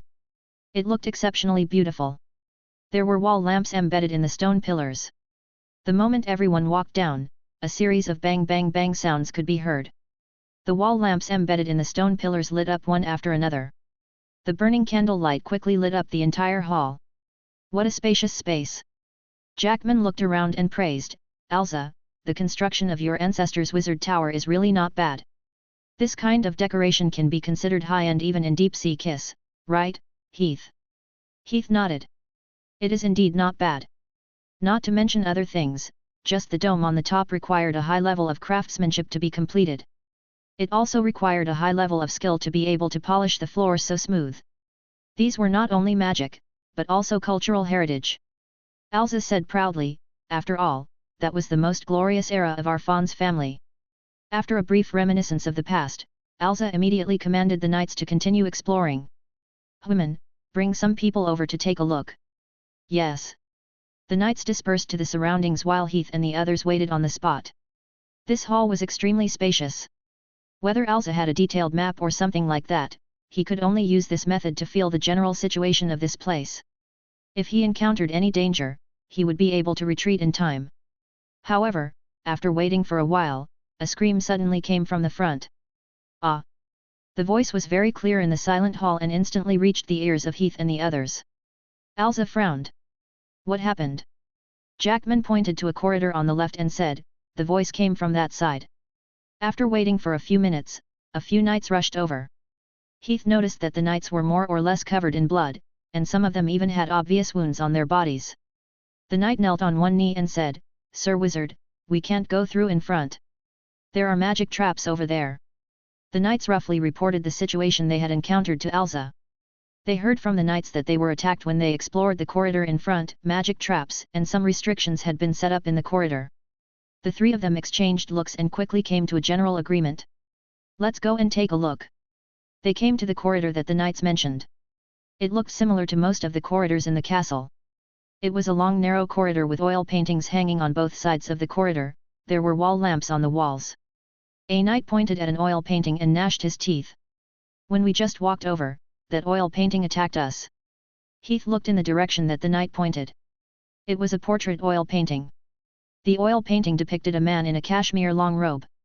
He wore a jazz hat on his head and had two small tufts of beard. He held a fruit knife in his left hand and an apple in his right hand. He looked like a ranger. When everyone's eyes were fixed on the oil painting, the owner of the oil painting came to life strangely. He turned his head to look at Heath and the others and said arrogantly, "What are you looking at? If you want to die here, come here." "Ghost Guard," the three people said in unison. Everyone recognized the identity of the painting. It was commonly known as the Ghost Guard. This kind of Ghost Guard was similar to Nina in Heath's hands. They were both spirit artifacts. The difference was that this kind of Ghost Guard was forcibly cultivated by wizards using the souls of ordinary people. It generally did not have intelligence or communication ability. It would only follow the orders of the wizards themselves. Therefore, it was often used by wizards to guard the house, guard the treasury, and so on. Elsa quickly went forward and bowed. "Phantom, I am the 128th generation bloodline of the Fons family. The master of this palace is my ancestor. He is no longer here. Now, I am here under the orders of the family to take over this place." The Phantom said rudely, "This is the wizard tower of Wizard Valkyrie. If you don't want to die, then leave quickly." Elsa frowned and tried to explain again, "Sir, I don't care who you are. I only accept the instructions of Wizard Valkyrie. No one can be the master of Jill except him." As he spoke, a huge hexagram magic array appeared in the middle of the corridor. Following that, dozens of fireballs the size of basketballs rushed out of the magic array and smashed at Elsa. "Sir, be careful. Protect Sir Wizard." The knights brandished their swords and raised their shields, rushing forward one after another. However, their temporary defenses were not able to withstand a single blow from the fireballs. The blades of their swords burned red when it came into contact with the fireballs and quickly melted into molten iron. The oak shield was also instantly burned into ashes. At the critical moment, Elsa hurriedly raised his cane and drew a line in the air, summoning a water shield. However, even when the water shield of the wizard touched the fireball, a series of sizzling sounds could be heard. The water shield instantly boiled and a large amount of water vapor rose. The large water shield collapsed and quickly melted. Seeing that the water shield was about to collapse, at this moment, a silver curtain-like liquid metal unfolded in front of Elsa and the others. The remaining fireballs hit the liquid metal with a loud rumble. The liquid metal shook continuously, but it did not collapse as quickly as the previous water shield. Instead, it withstood the attacks of the fireballs one after another until the last fireball collapsed on the liquid metal. Chapter 363. Boom! Boom! Boom! Deafening explosions reverberated in the corridor. Fireballs exploded one after another on Heath's mimicry shield. However, these fireballs could not break through like the knights and water shield as easily as before. Instead, they were firmly defended against by the silver liquid metal. Finally, with the explosion of the last fireball, the noisy corridor returned to peace. "Stop! It stopped! We're saved! We're saved!" The knights looked at the messy ground in fear. With their strength, they would not be able to withstand a single blow from such supernatural energy. If it was not for Heath's timely defense just now, they would have been completely annihilated. Even Elsa, who was beside them, thanked Heath profusely. "Thank you, Wizard Heath." The power of this fireball far exceeded Elsa's expectations. He had never thought that the water shield he had summoned would be so weak. If Heath had not acted, he might not have been able to escape unscathed. Heath waved his hand. "We are now on the same boat. You are welcome." As he spoke, he looked at the floor of the corridor. The fireball just now was very strange. After the explosion, it did not disappear as quickly as the other fireballs. Instead, it exploded into sparks that fell to the ground. At this moment, it was still burning on the ground. It was like a flower of flames that had bloomed on the ground. Lava? Lava flower? After identifying it for a long time, Heath seemed to recognize the identity of this flame. It was a flame called lava flower. While Heath was thinking, the figure on the wall in front of him also looked at Heath. The ghost guard, who looked like a ranger, played with his dagger and asked Heath in confusion, "Who are you?" Heath replied, "A visitor." The ghost guard said, "The wizard tower of Wizard Valkyrie does not accept visitors. Get out of here immediately." Heath rolled his eyes in his heart. He really did not give him any face at all. However, he also knew that this kind of ghost guard was a mixture of spiritual energy that had been forcibly implanted with the will of a wizard. It did not have any independent thoughts, and there was no possibility of communication. Everything was done according to the will that the wizard forcibly injected. There was no point in continuing the communication, so he decisively took out the red demon greatsword. Clang! A loud metallic sound exploded. The ghost guard snorted lightly and said disdainfully, "No one can break through Jill. I advise you not to seek your own death." Heath said, "Is that so? Then I want to try."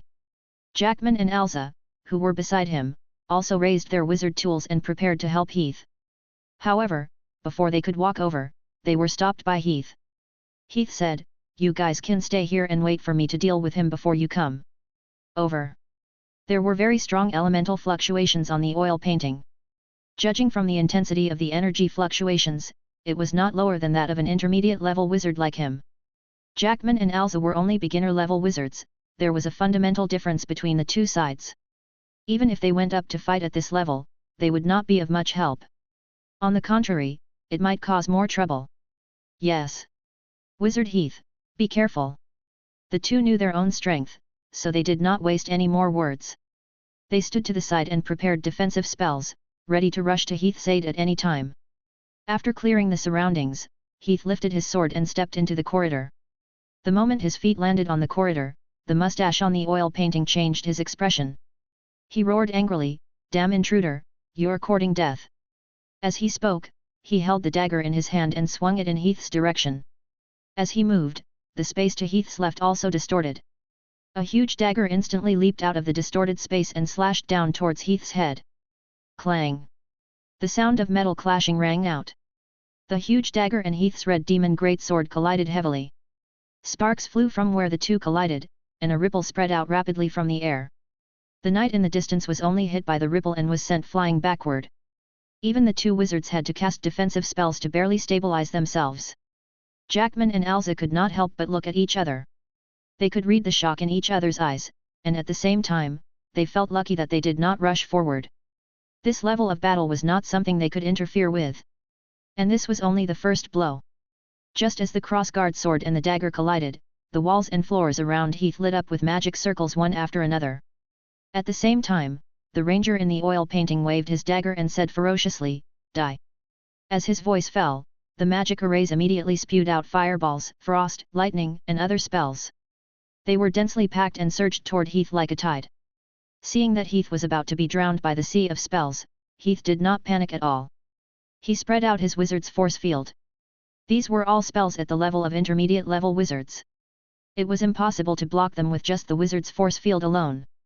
However, under the effect of the wizard's force field, their speed suddenly decreased.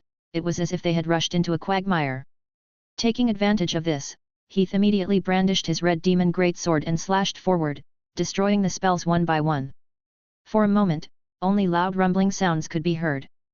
Before the spells could unleash their original power, they exploded in the air. Generally, after a spell was released, it would go through two states, the first was just released and the second was completely released. The energy of the former was still in the state of being stimulated, so the energy was generally not too strong. Add latest chapters at free.novelo only. For example, when a fireball was just released, it was just a ball of weak energy. During the firing process, it would quickly strengthen and eventually explode on the enemy's body. That was when the energy was released at its peak. However, because the time between the release of the fireball and the explosion was too short, it could not be felt normally. Now, under the effect of Heath's wizard's force field, the speed of these fireballs had been slowed down by tens to hundreds of times. This transformation process had naturally slowed down, and Heath could easily capture the initial state of the spell. At this time, the power of the spell was extremely limited, and because of this, Heath could easily defeat them one by one with a swing of the red demon greatsword. Boom! Boom! Boom! Deafening explosions reverberated in the corridor. Colorful beams of light flickered incessantly in the corridor, and the space in the entire corridor was like a sea wave. One ripple after another swept outward. Chapter 364. After the intense spell exchange lasted for more than 10 breaths, Heath flashed and appeared in front of the oil painting in an instant. He raised the sword in his hand and slashed at the oil painting. Sword wind. With a low roar from Heath, the sound of wind breaking could be heard. Then, the entire corridor was filled with numerous wind blades that filled the entire corridor. With the wind blades in the air, Heath's great sword pounced on the oil painting.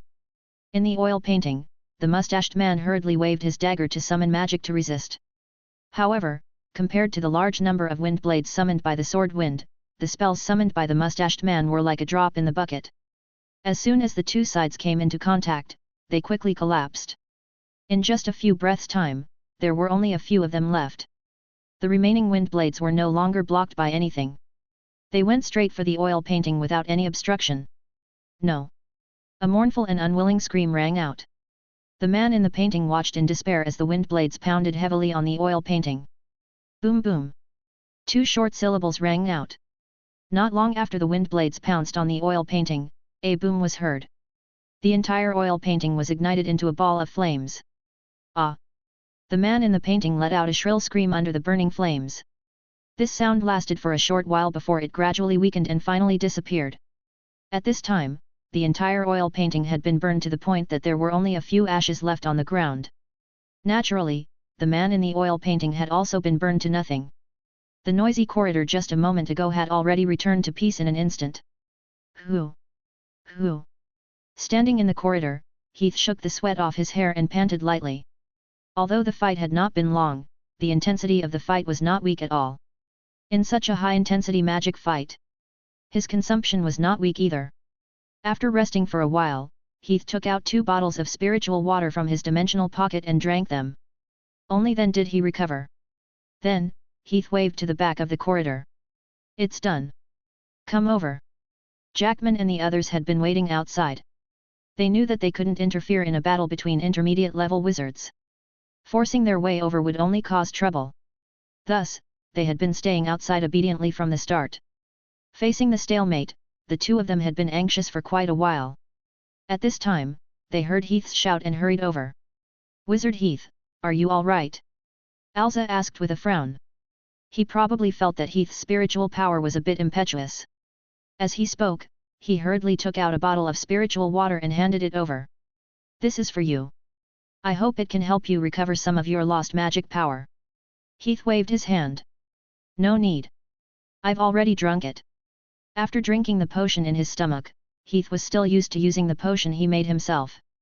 He still needed to maintain some basic vigilance. After a pause, he continued, all right, let's continue forward. Yes. Although they successfully passed through the long corridor, everyone did not relax. Wizards usually did their best to guard against their own wizard towers, especially such a large wizard tower. The defensive measures inside were definitely not as simple as the oil painting at the entrance of the corridor. As expected, after passing through the long corridor, another obstacle appeared before them. What a deep cliff! Why is there such a cliff inside? Is this really inside the palace? After coming out of the corridor, unexpectedly, they came to a cliff. There were cliffs on both sides of the cliff. In the middle of the cliff was a cliff that was hundreds of meters long. Looking down, they could see a bottomless abyss. In the middle of the cliff, there were clouds that were 1 to 2 meters long. It looked extraordinarily magnificent. It was as if they were in a high mountain, which should not be the view of a palace. Look at the opposite side. There seems to be a door over there. At this moment, a knight suddenly pointed at the opposite side of the cliff and shouted. Looking in the direction the knight pointed to, they saw a door embedded in the wall of the opposite cliff. Obviously, this was a passage to continue forward. Jackman said, "It seems that we have to go over. Let's go. What are we waiting for? Let's fly over." Flying was a basic spell that wizards mastered. Basically, as long as one was an official wizard, there would be no one who could not fly. It was just a cliff of a few hundred meters. It was nothing to wizards who mastered flight. Alza also nodded, but at this time, Heath said, "Wait a minute." Both of them looked at Heath. Jackman asked, "Any other questions, Heath?" Jackman did not find anything special about the cliff. The strange thing was that there were clouds floating in the middle of the cliff, which looked like a pocket-sized dark cloud beast. However, he had just checked it with his spiritual tentacle. It was just an ordinary cloud. It had nothing to do with a dark cloud beast. Heath did not say anything. He just walked to the edge of the cliff and thought for a while. Then, he took out a metal object from his dimensional pocket. It was a golden palm-sized metal bug. There was also a pile of small bee-like wings outside. It was a flying bug puppet. It was a gadget that Heath had bought when he was strolling in the market. Buzz, buzz, buzz. The little bug flapped its wings and flew out from Heath's palm. Then, it quickly flew towards the cliff. However, just after it flew a few meters away, the clouds floating on the cliff suddenly lit up. One of the white clouds shone with a purplish-blue light. Then, there was a pie sound. A bolt of lightning shot out from the white cloud and headed straight for Heath's metal bug. The moment the lightning bolt shot out, Heath hurriedly summoned his mimicry shield to cover the metal bug's body. After being adjusted and strengthened over the years, the mimicry shield was now an absolute intermediate wizard spell. Even if it was above the intermediate wizard level, it would still be above the defensive level. It would have no problem blocking intermediate wizard spells or even some advanced wizard spells. However, at this moment, the moment the lightning struck, a series of caw-caw-caw sounds could be heard. The silver metal curtain collapsed in an instant and was torn into pieces by the lightning. Seeing this scene, the people on the broken cliff could not help but open their mouths. Everyone had experienced the power of the Heath's mimicry shield personally before. It did not move at all in the face of the indiscriminate bombardment of so many spells. However, at this moment, it could not even withstand a few seconds in front of the lightning. If it was not the metal bug that had just flown over, but themselves. Alza and Jackman could not help but break out in cold sweat. Chapter 365. Jackman's jaw dropped. What? What is this? A falling lightning spell? Why would a falling lightning spell have such high damage? How? How is this possible? Beside him, Alza was also extremely puzzled. From the appearance of the spell and the energy fluctuation when it was triggered, there wasn't much energy fluctuation in it. This should be an ordinary, falling lightning spell. However, the falling lightning spell was only an apprentice-level spell. How could it cause such high damage? Even the defensive spells of intermediate-level wizards would be torn apart. Wizard Heath, do you know what's going on? The two looked at Heath. Heath hesitated for a moment and explained, "This is not a falling lightning spell. It's a rule-type spell." What? Rule-type spell? The two of them were shocked. Heath nodded. It can't be wrong. When the spell was triggered, I sensed the rule power inside. It must be using rule-type runes, and there are quite a few of them. When he first arrived here, he had already sensed the unique energy fluctuation of a rule-type spell, so he had deliberately used the flying puppet to test it out. When the lightning was triggered, he had deliberately used his mind power tentacle to sense it, and sure enough, he had sensed the existence of a rule-type spell. Jackman and Alza's expressions became ugly. Of course, they knew what a rule-type spell was. It was a product far from their level, and it belonged to the knowledge of the stigmata level. With their current strength, they did not dare to touch it. The two looked at Heath. Alza hesitated. Wizard Heath, what should we do? From the situation just now, it was clear that the cliff was covered with a set of magic arrays. The clouds floating in the middle of the cliff were actually the magic traps that triggered these magic arrays. Such magic traps were spread all over the cliff. As long as they tried to pass through, they would definitely be attacked by these clouds. That was a rule-based spell. With their strength, it was impossible for them to pass through. One had to know that it was only one of the clouds that had just torn apart Heath's defensive spell. Such clouds were densely packed all over the cliff. Heath did not answer. Instead, he walked to the edge of the cliff to observe for a while. Then, he took out a few metal puppets and let them fly. Under Heath's control, the flying little things were like an army in a straight line, flying in several directions from the cliff. They were no different from the metal puppets from before. When these little things flew into the cliff, they immediately triggered the magic array inside. The clouds released various spells, such as fire, lightning, and frost. In an instant, Heath's metal puppets were torn into pieces. Although these metal puppets were just small toys, they were expensive. A metal puppet cost at least a few hundred magic stones.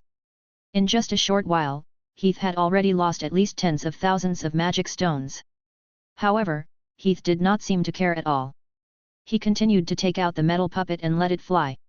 When all of his metal puppets were used up, he asked Jackman and Elsa. "Hey, you two, do you have any metal tools that can fly? Take them out and try." The two looked at each other. Elsa said, "Yes, we do, but..." "Wizard Heath, can you tell us what you are?" Heath explained, "Haven't you noticed? These magic traps are fixed magic traps.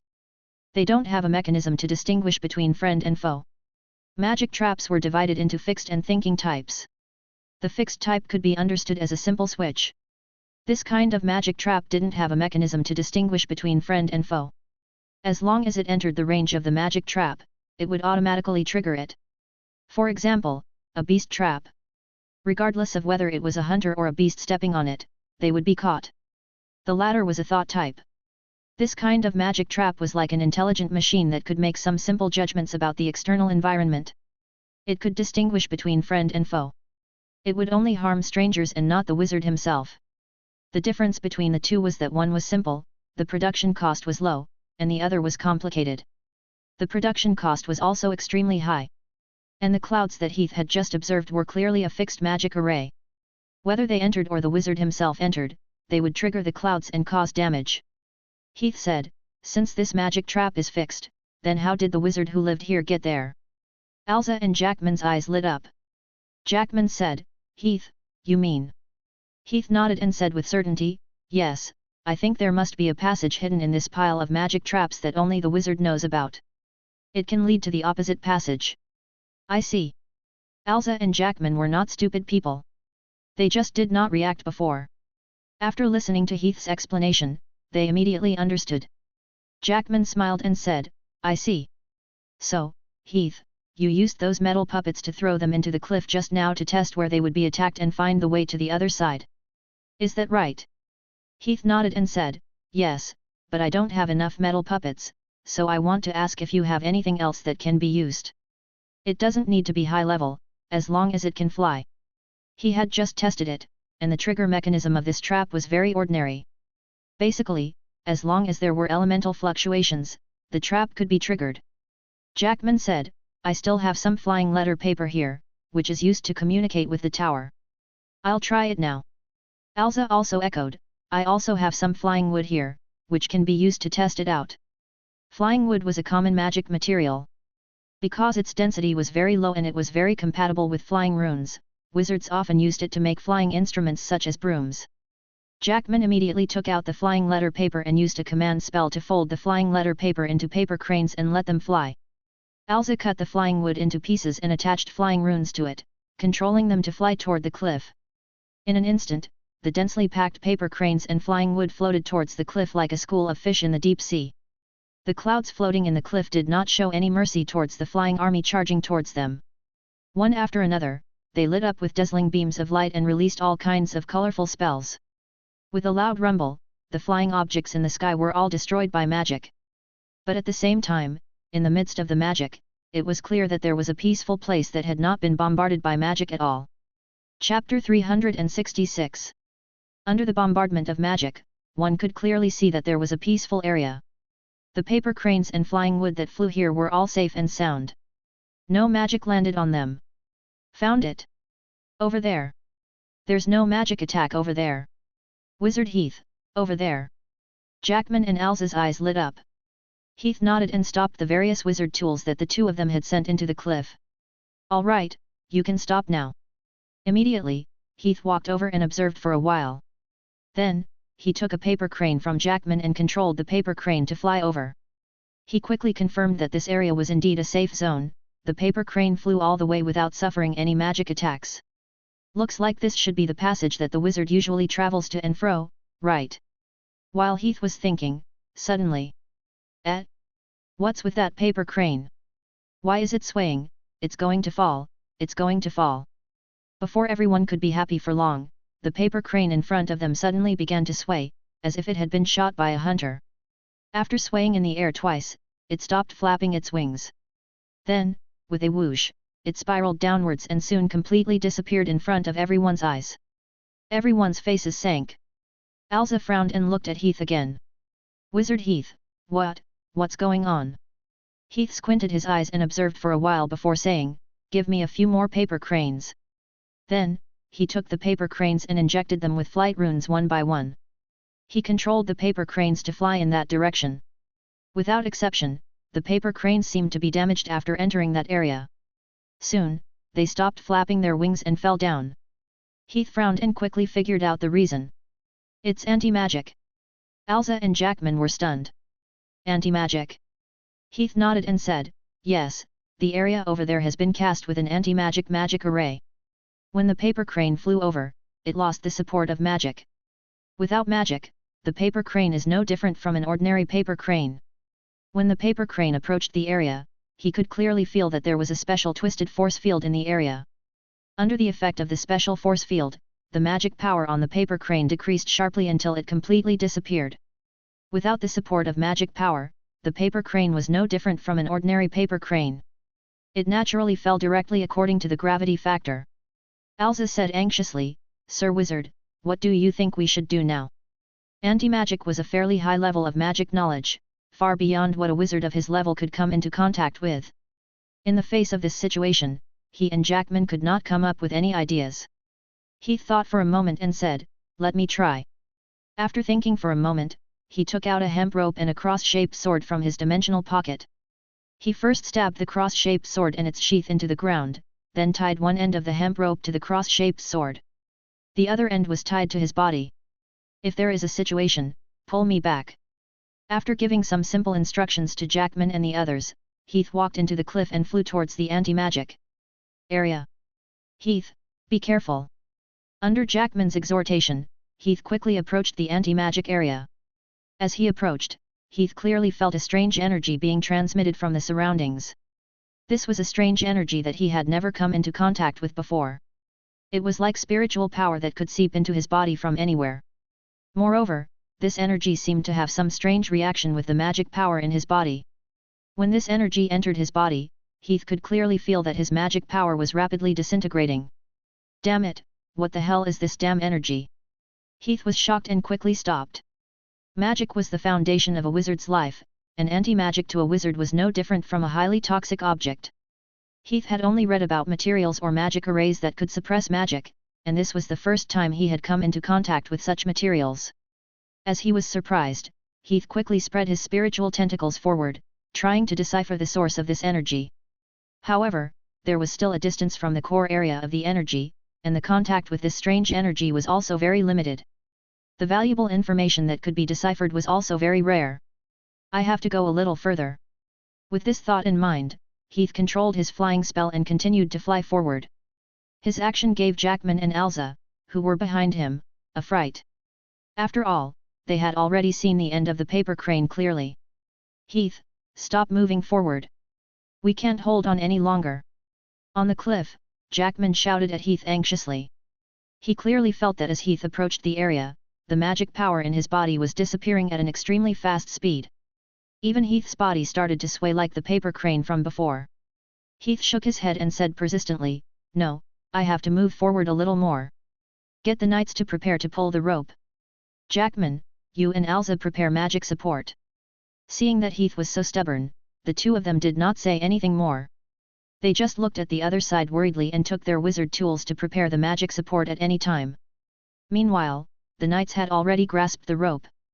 They were ready to pull Heath at any time if the situation was not good. 100 meters. 50 meters. 30 meters. 10 meters. Finally, when Heath was 10 meters away from here, a large amount of information poured into his spiritual tentacles. Clusters of runes naturally appeared in Heath's spiritual sea. The strange energy that had been completely unknown was also densely arranged in front of Heath's eyes. Looking at these runic structures, Heath instantly felt as if he had walked into a sea of knowledge, and he instantly became excited. He hurriedly chanted in his heart, "System, extract. Beep, extraction successful. Obtained runic structure knowledge, Irilka, dot. Beep, extraction successful. Obtained ancient rune, Seth, dot. Beep, extraction successful. Obtained ancient rune." A series of unfamiliar knowledge surged into Heath's mind. It quickly arranged and combined with his previous knowledge. It filled up the gaps in the knowledge he had previously learned.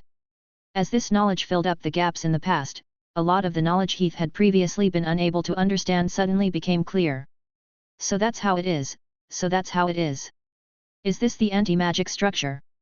So that's how Irilka's structure is used. Just as Heath was immersed in the sea of knowledge, suddenly, the remaining magic power on his body completely disappeared, and Heath suddenly fell from the sky. Chapter 367.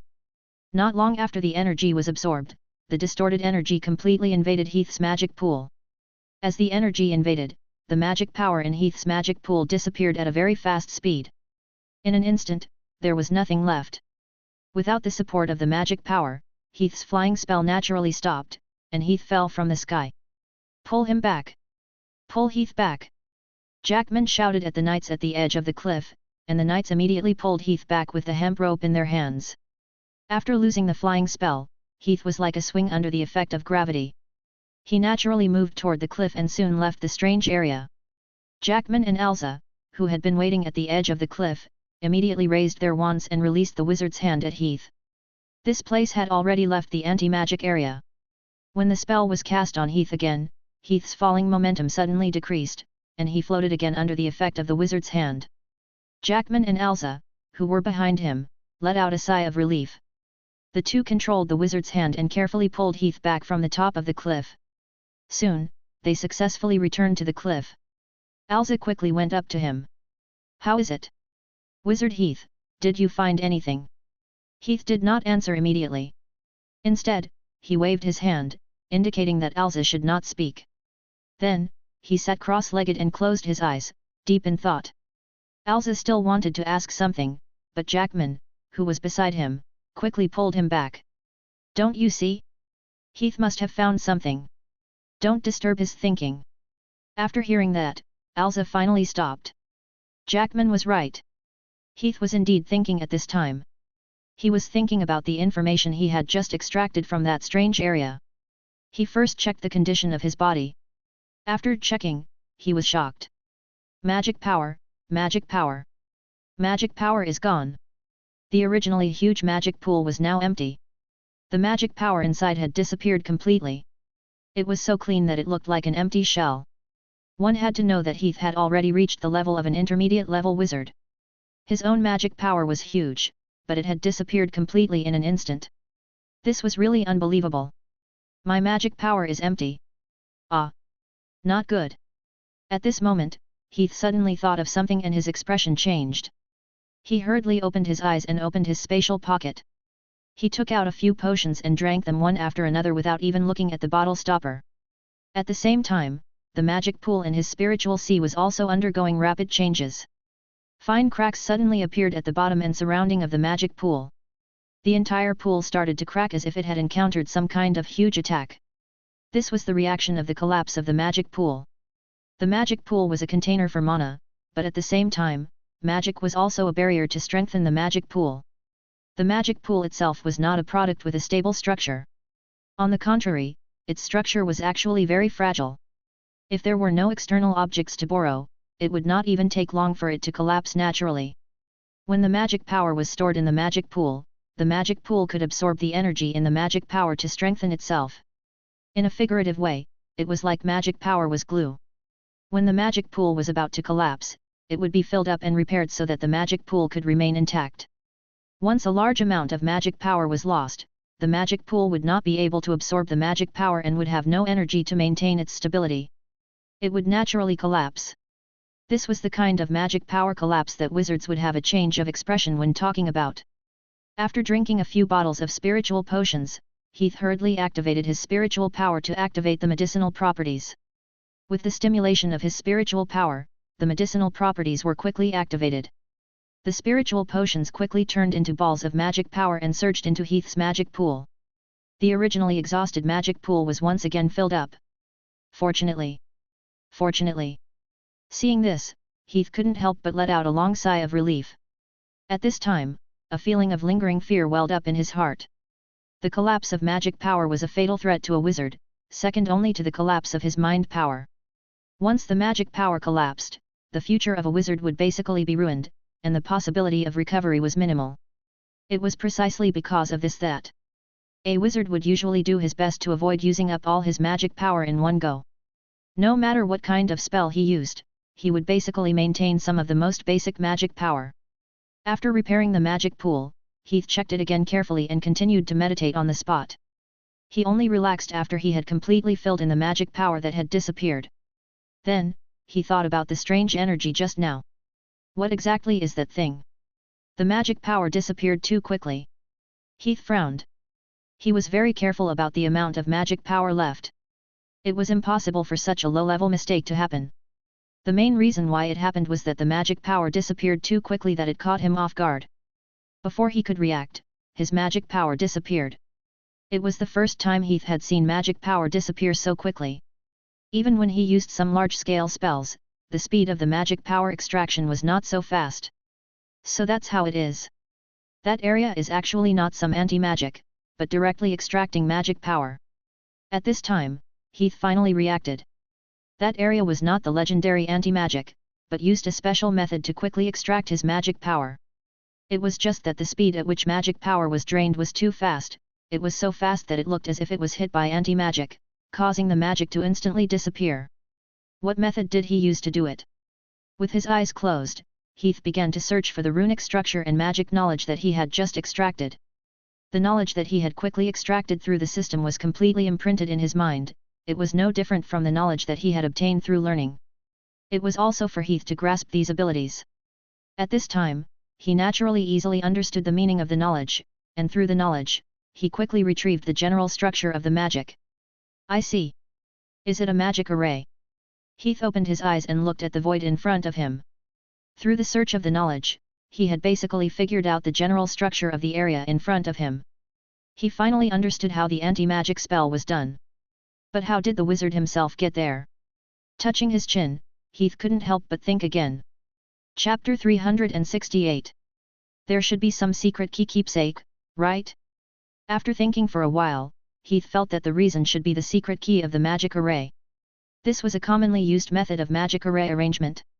After the magic array was set up, the wizard himself would write the runes to break the magic array into some wizard tools that could be carried with him to make a secret key. Then, when the wizard himself wanted to pass through the magic array, he would only need to bring the secret key. Heath could not help but ask Alza, "Are there any tokens or magic tools that your ancestor left behind?" Alza shook his head. "No, only a map that records this place."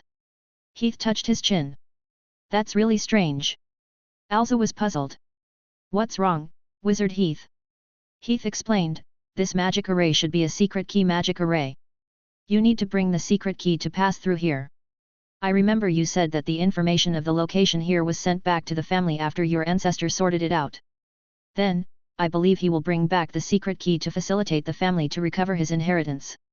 Since this ruin was left behind by the wizard in order to get the family to take back his inheritance, then the secret key should have been prepared."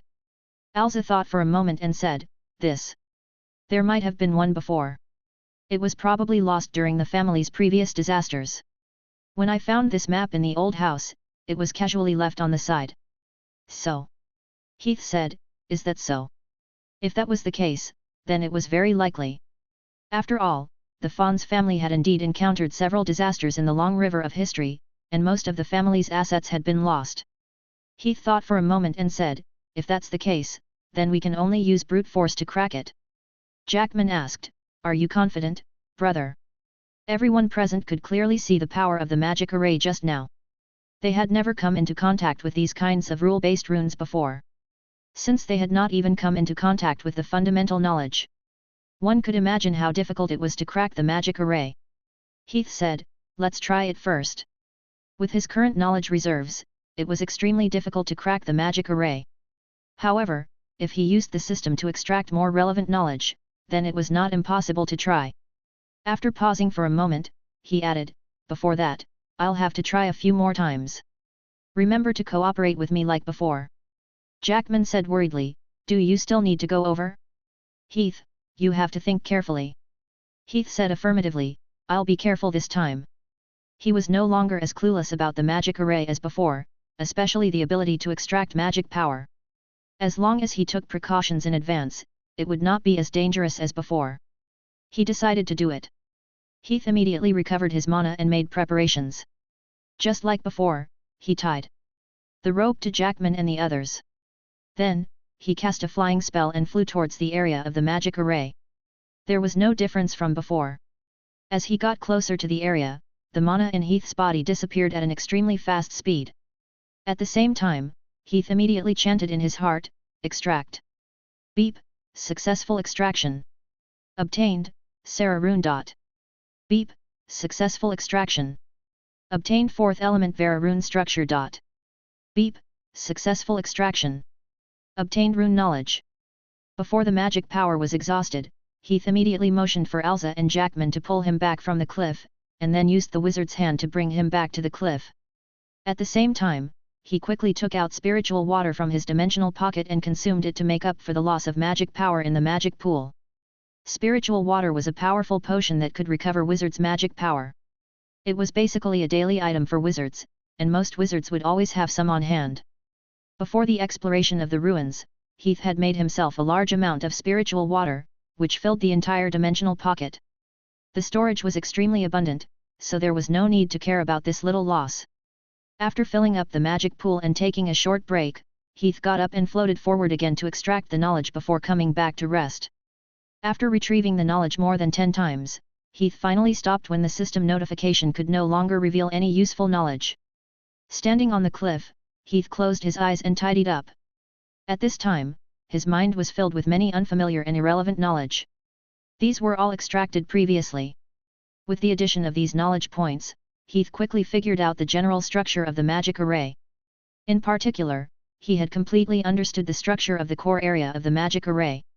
Although he was still quite a distance away from completely understanding it, it was more or less enough to crack the magic array. A simple explanation would be like this magic array was a door, and for Heath to open this door, he did not need to understand the entire structure of the door. He only needed to understand the structure of the keyhole. "Wait for me here. I'll go crack it." "Ah, now? Then you have to be careful." Immediately, Heath began to officially crack this magic array. Similar to what he had experienced before, Heath flew to the area near the magic array and used his spiritual tentacles to cut into the spiritual network of the magic array and crack it. The slightly troublesome part was that the magic array would draw the wizard's own magic power. Therefore, after cracking the magic array for a while, Heath's magic power would be sucked away and he would not be able to maintain the flying spell and fall from the sky to the cliff. Although Jackman, Elsa, and the knights were ready at the back, and there was no danger to their lives, they could not continue to crack the magic array. So after thinking about it, Heath took a rare piecewise method to crack the magic array. This method was equivalent to cutting the magic array's core into several parts when cracking the magic array, and then cracking it piece by piece. It was the most common method used to crack some large magic arrays. There was nothing much to say about the rest of the work.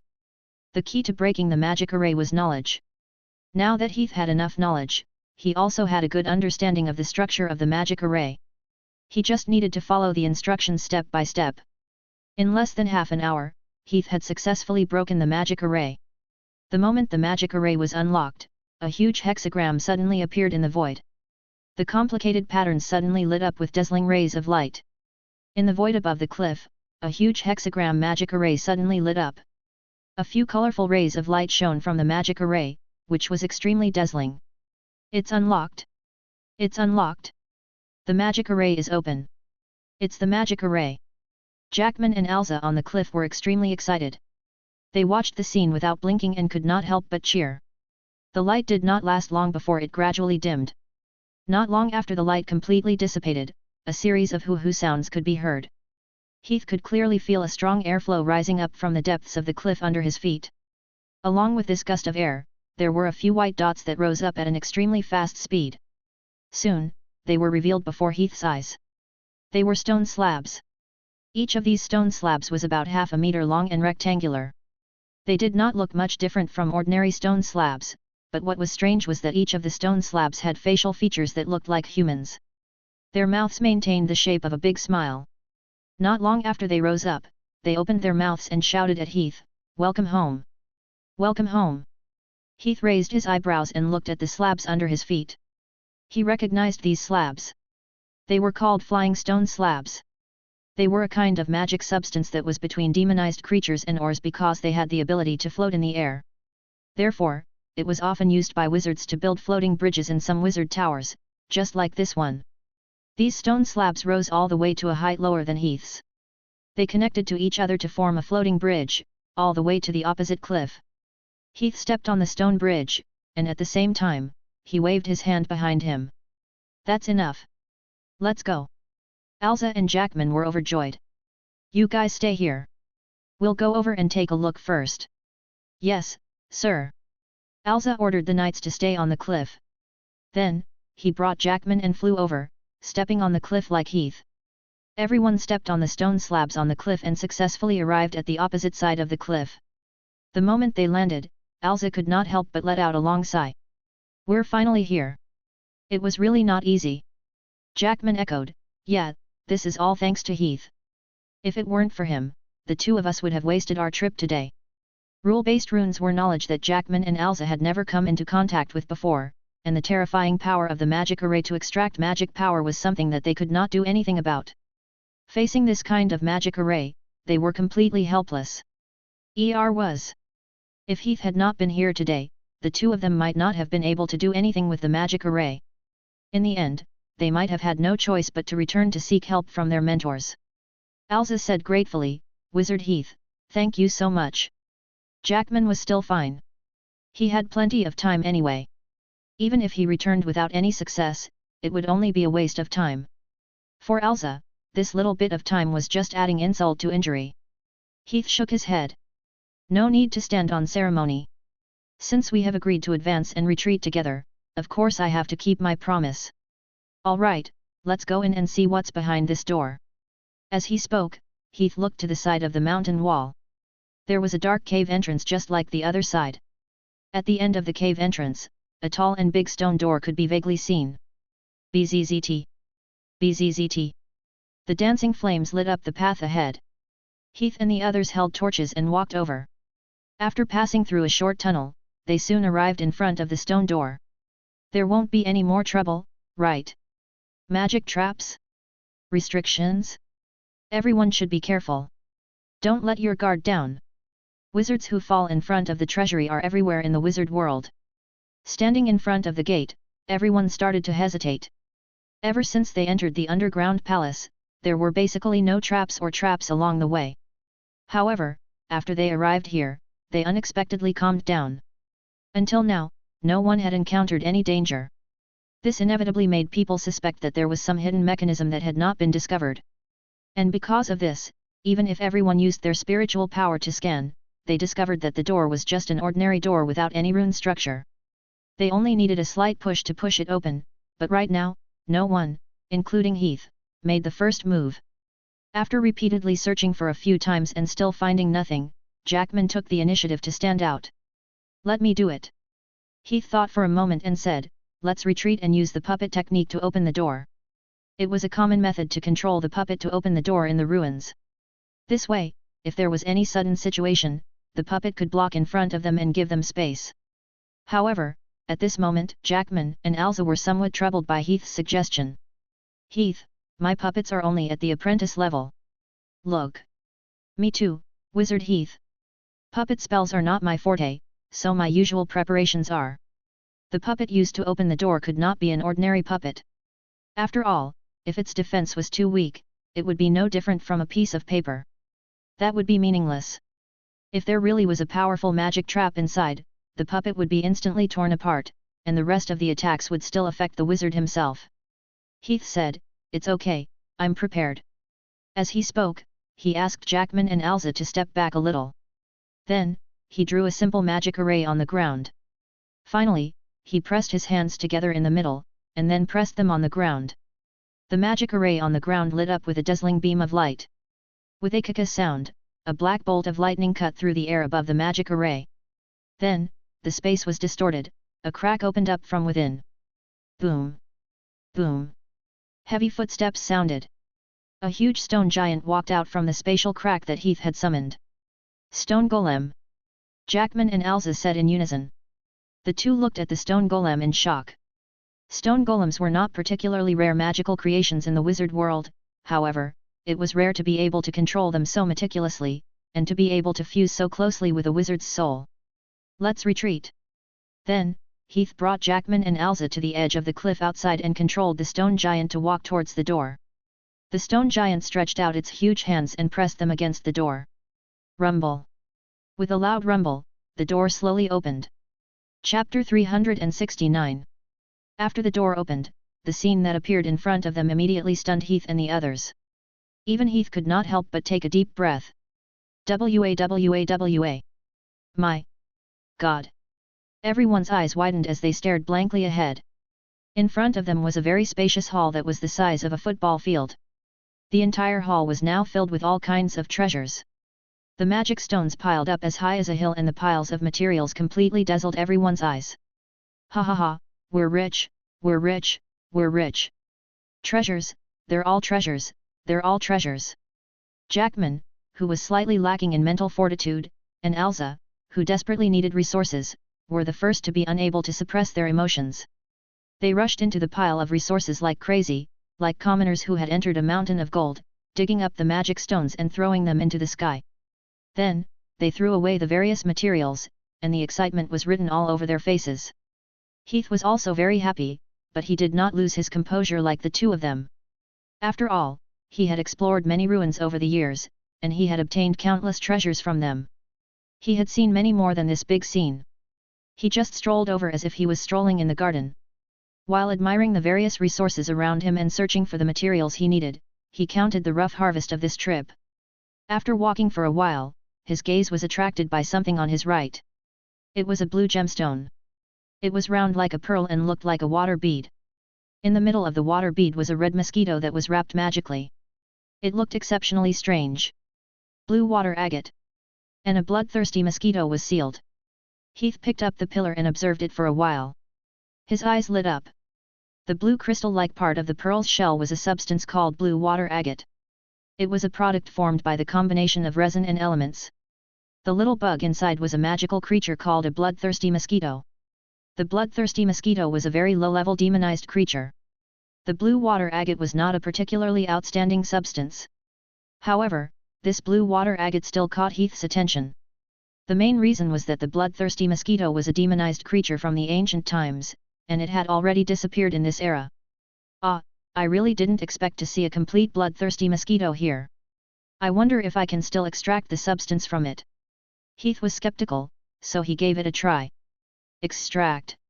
In fact, this was purely a casual experiment.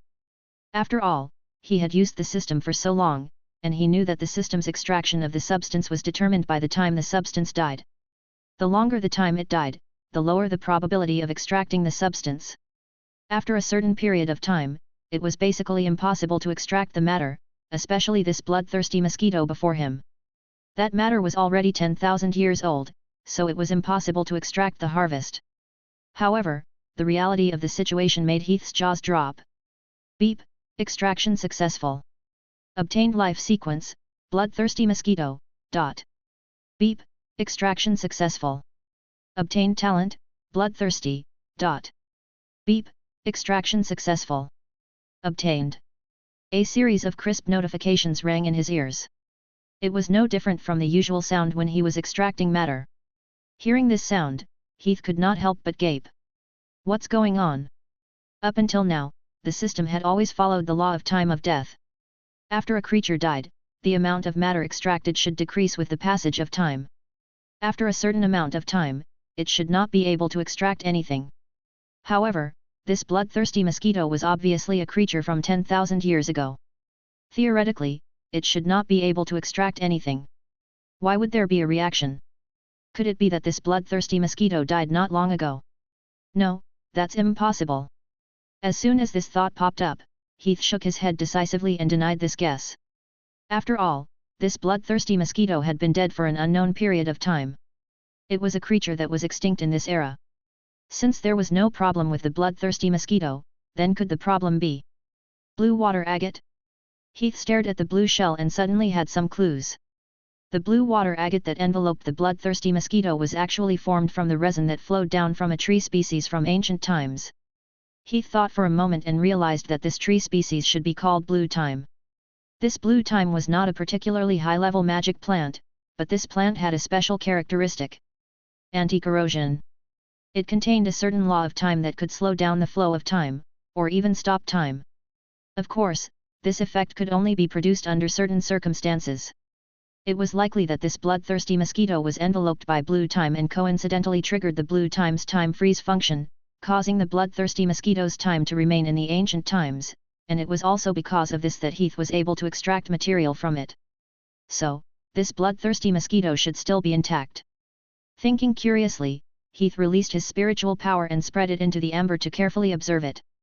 The result was indeed not out of his expectations. This bloodthirsty mosquito was indeed intact.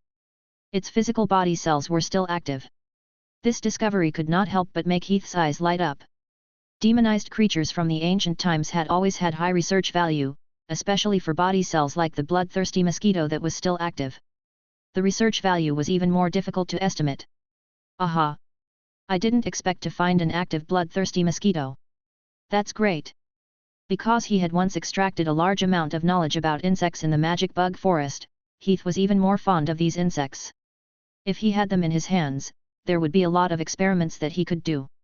This expedition is really too suitable. Thinking happily, Heath continued to stroll around the hall to see if he could find some other interesting things, such as other blue water agate. Unfortunately, there were no more blue water agates after that. That was also about right. Blue water agate was not a common substance to begin with. This blue water agate was most likely produced by chance. It was not easy to find the same thing again. However, although there was no blue water agate, the other gains were not to be underestimated. Magic stones, materials, wizard tools, and all kinds of magic scrolls. What made Heath even more excited was that in a corner of the hall, he also found a study room. This independent study room was filled with volumes of ancient books.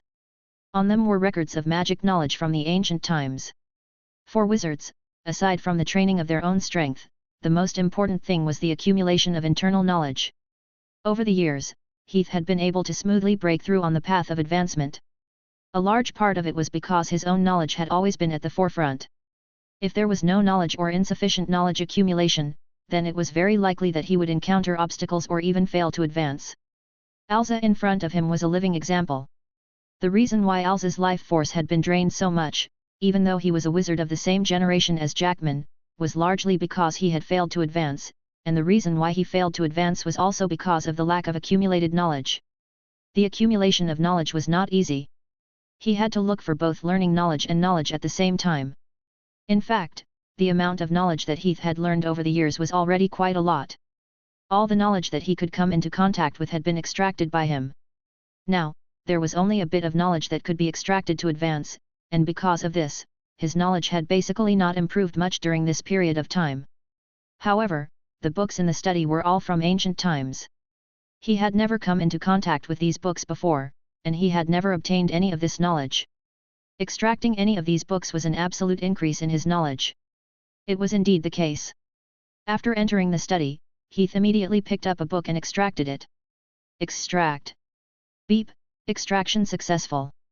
Obtained knowledge, detailed explanation of the law of love. A piece of information that he had never come into contact with before quickly entered Heath's mind, and he immediately felt that his knowledge had increased a lot. Haha, that's great. With these books, my knowledge will definitely be able to advance to another level. Currently, Heath's knowledge was just about the same as his strength. He was at the intermediate rank of the wizards. This level was not too low, but it was definitely not high. Generally speaking, the knowledge of a wizard was one level lower than the strength of the wizard. This was because wizards usually focused their energy on training their strength. Compared to the increase in knowledge, knowledge was usually ranked second. In other words, the knowledge level of an official beginner rank wizard was only at the advanced apprentice level most of the time, while an intermediate rank wizard's knowledge level was only at the beginner rank most of the time. A wizard like Heath who could maintain his knowledge level and strength level was definitely a minority. Most of them were talented geniuses who could do it, while Heath relied on the system to achieve this achievement. However, this did not mean that his knowledge was broad.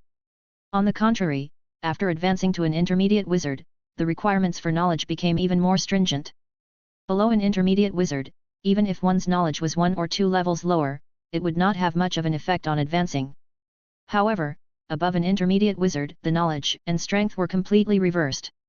Only when one's knowledge reached the advanced wizard level, only then would a wizard be able to advance to the advanced rank.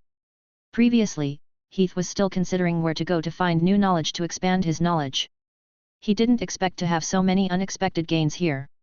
Immediately, he began to swim around in the library, taking out books one by one. At once, the system's notification sound rang incessantly in his ears. Beep, extraction successful. Obtained knowledge 6th elemental rune arrangement, dot. Beep, extraction successful. Obtained knowledge, Berta rune detailed explanation dot. Beep, extraction successful. Obtained knowledge. As pieces of information poured into Heath's mind, Heath's knowledge continued to improve. After extracting for a while, Jackman and Alza finally found this study. The two who walked into the study were instantly attracted by the dense books in the study. Jackman said in surprise, "Wow, so many books, hey? Are these ancient wizard books?" Jackman picked up a book and flipped through it. He was quickly surprised by the knowledge recorded on it. These were very ancient wizard knowledge, which he had never come into contact with before. Looking at Heath who was flipping through the books, he could not help but ask, "Heath, can you understand these too?" Heath, who was still in the midst of extracting knowledge, said without turning his head, "I basically don't understand them. I'm just flipping through them." Jackman heaved a sigh of relief. "I say. These were all ancient wizard knowledge. Only those ancient wizard families still had the corresponding inheritance. Most of the knowledge recorded on them had already been lost. If Heath could understand it, then this was not something that could be explained by the word genius." Jackman picked up the book and casually flipped through it. "These are all old antiques. If I sell them, I think I can definitely sell them for a good price. Later, we'll split these piles of books." Before he could finish his sentence, Heath decisively refused. "No." He said without a doubt, "Knowledge is a precious treasure. I want this pile of books alone. If you want to sell them, you can copy a copy, but I have to keep this pile." Heath's attitude and way of doing things were obviously a little overbearing. After all, they came together. These books belonged to the three of them in theory, but now he proposed to monopolize them alone. This was really overbearing. However, Jackman did not have any intention of objecting. He only asked for Alza's opinion symbolically. "Alza, what do you think?" Alza did not object. Instead, he smiled and nodded. "I have no objections." On the way, they had only taken on the role of escorts. The rest, including searching for the ruins, entering the ruins, and clearing the levels, were all completed by Heath. Without Heath, they would not have been able to stand here, not to mention that Heath was an intermediate level wizard that was one level higher than them. Not to mention Heath, even if he wanted to obtain the materials outside, as long as Alza had enough resources to advance, Alza would definitely not object. In the hall earlier, Alza had indeed found the resources he needed to advance. Of course, he would not come here to compete with Heath. Alza said, "I think Wizard Heath is right. Knowledge is the most precious treasure. We should keep these things for ourselves. I think we should just leave it to Heath." Chapter 370. Alza's previous advancement had failed because of a lack of knowledge. He had personally suffered a loss in this aspect and deeply understood the importance of knowledge to wizards. Because of this, Although his pursuit of knowledge was not as persistent as Heath's, he was still very concerned about knowledge. It was 2-1. Seeing that Heath and Elsa had said so, Jackman naturally did not say anything. After all, the harvest from this trip was already rich enough for him. It was not too important whether he wanted the remaining knowledge books or not. All right, let's do it according to your wishes. Then, can we go to the hall outside now? There are many treasures waiting for us there. I can't wait. Immediately, Heath kept all the books in the library and slowly put them into a few spatial pockets. He brought these books back first and then copied a copy for Elsa and Jackman. Since everyone came together, then they naturally had a share of these too. Then, Heath and the others returned to the hall. The books had already been collected. Next, it was time to divide up the resources outside. Heath and the others counted and found that there were about 80 to 90 million magic stones inside. Each of them could get about 30 million magic stones, which was 3,000 high-level magic stones. Jackman, who had received the magic stones, was grinning from ear to ear. Ha ha ha, 3,000 high-level magic stones. 3,000 high-level magic stones. This is a huge profit. Although Jackman was a pure blood, 3,000 high-level magic stones was definitely not a small number for him and his family. Including the cultivation resources Jackman could get from his family every year, it was only a few million magic stones. Elsa was also very happy. How is it? Am I right? I didn't lie to you, did I? This trip was not in vain, right? Seeing their happy look, Heath was a little speechless. After all, strictly speaking, they had dug up the ancestral grave of Elsa's family. He had never seen anyone so happy to bring outsiders to dig up their own ancestral grave. Wizards were like that. Every wizard was pragmatic. In the eyes of wizards, there was only absolute benefit, and all other etiquette and kinship were worthless.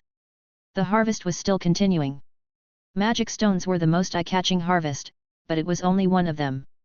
After that, there were mountains of materials, such as the eyeless fruit, the green root grass, and the starry flower.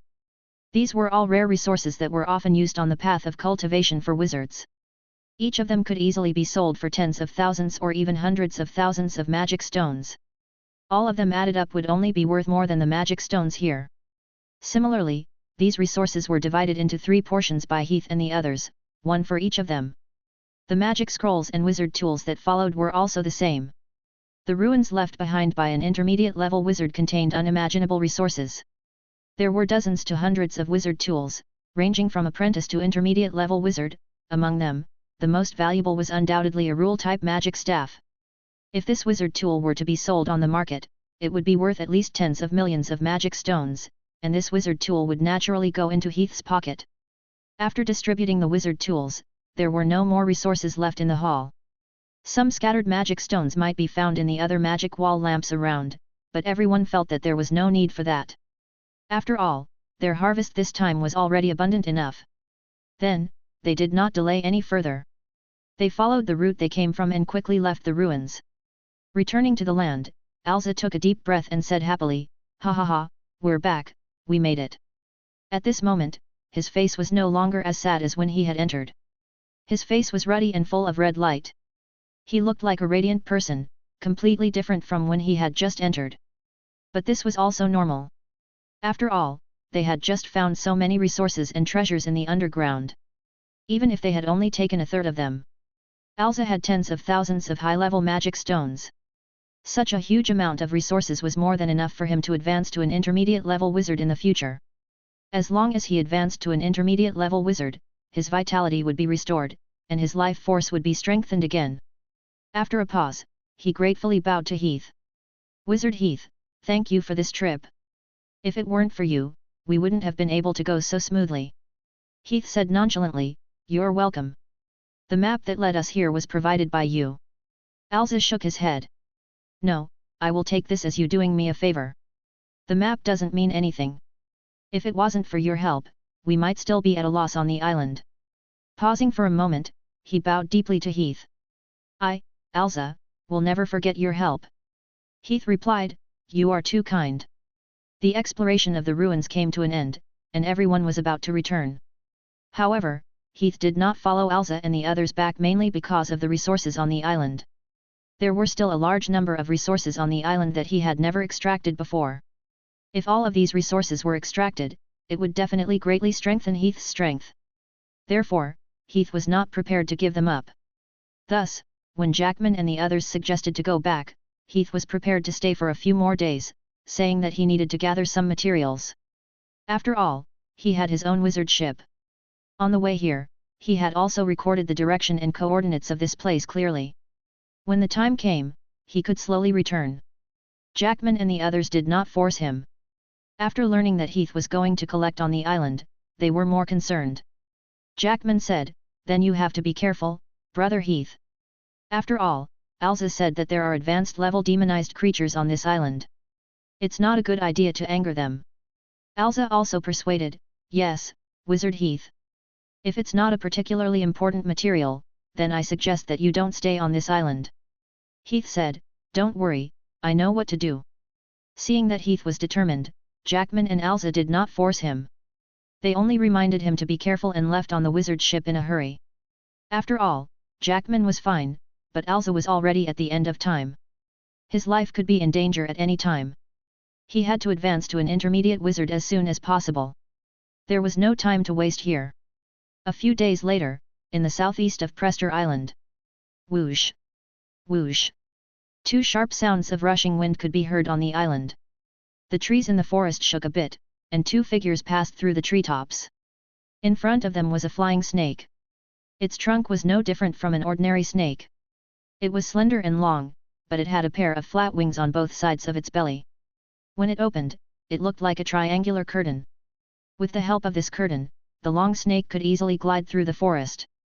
This was a flying snake, a snake-type demonized creature that lived in the forest. It was a non-intelligent species, and its strength was about the level of an intermediate-level wizard. Even in the Prester Island area, it was a very high-level demonized creature. It was second only to the overlords here. However, at this moment, the flying snake's condition did not seem very good. Most of the scales on its body were broken, and there were a few long gashes on its body. Fresh blood was gushing out. And the person who caused all of this was clearly the enemy that was chasing after the flying snake. Clang! The clear sound of a sword rang out. Heath quickly passed through the tree trunks and chased after the flying snake. He waved the sword in his hand and threw out sword chi one after another. This chase did not last for long. Heath quickly closed the distance between the two sides to about 100 meters. At the same time, he immediately used his signature spell, Shadow. Heath's body instantly lost its color. At the same time, a blurry black shadow appeared on the body of the flying snake. The black shadow quickly covered its color and replaced Heath behind it. In that instant, Heath appeared beside the flying snake. The red demon great sword in his hand was raised long ago. Heath held red demon with both hands and slashed down forcefully. Ka-pu! Two short syllables rang out. The flying snake's battered scales were already unable to bear the weight. The moment Heath's great sword slashed down, they all collapsed. Heath's great sword continued to slash downwards without losing its momentum. It sliced through the flying snake's scales in one go and cut off its entire head. The body of the flying snake that had lost its head was like a headless fly. It swayed in the air for a moment before crashing heavily to the ground. Boom! A loud sound was heard. The huge body that was dozens of meters long fell heavily to the ground, raising a large amount of dust. At the same time, the tip of Heath's feet touched the tree trunk, and his body flashed and quickly arrived in front of the huge body of the flying snake. Looking at the huge object on the ground, Heath grinned and said, "I've got it." The flying snake was a very high-level demonized creature. It had the name because it had wings and could fly. This kind of demonized creature was extremely brutal and difficult to deal with. Heath had fought it for a long time before he finally managed to severely injure it. After that, he chased it for a few hours before he finally managed to take it down. Squatting down, Heath said without hesitation, "Extract." Beep, extraction successful. Spiritual power plus 0.8.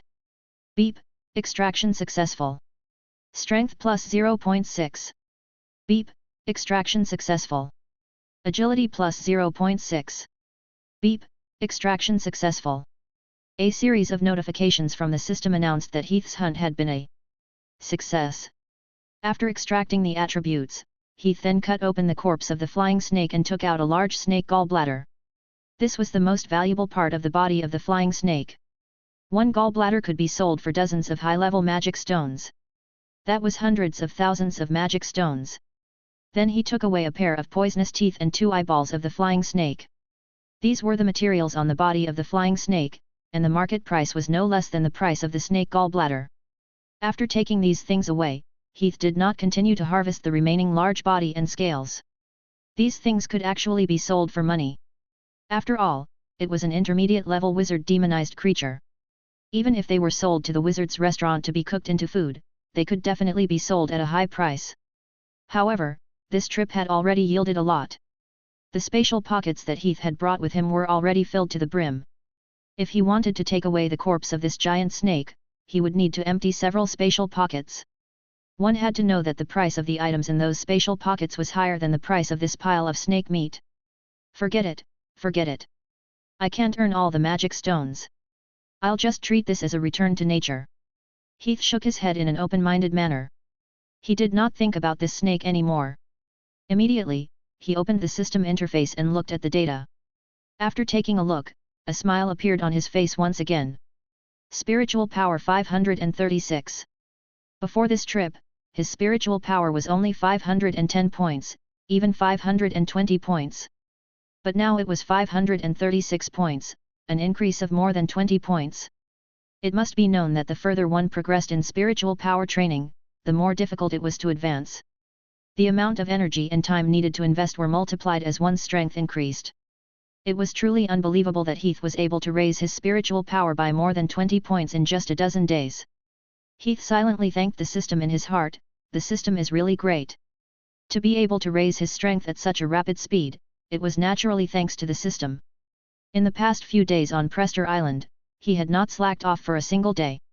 Every day, he would either gather or hunt, and these collected resources and demonized creatures that he hunted would eventually become his strength, agility, vitality, spirit, and other attributes or knowledge. Prester Island was really a rare treasure land for Heath.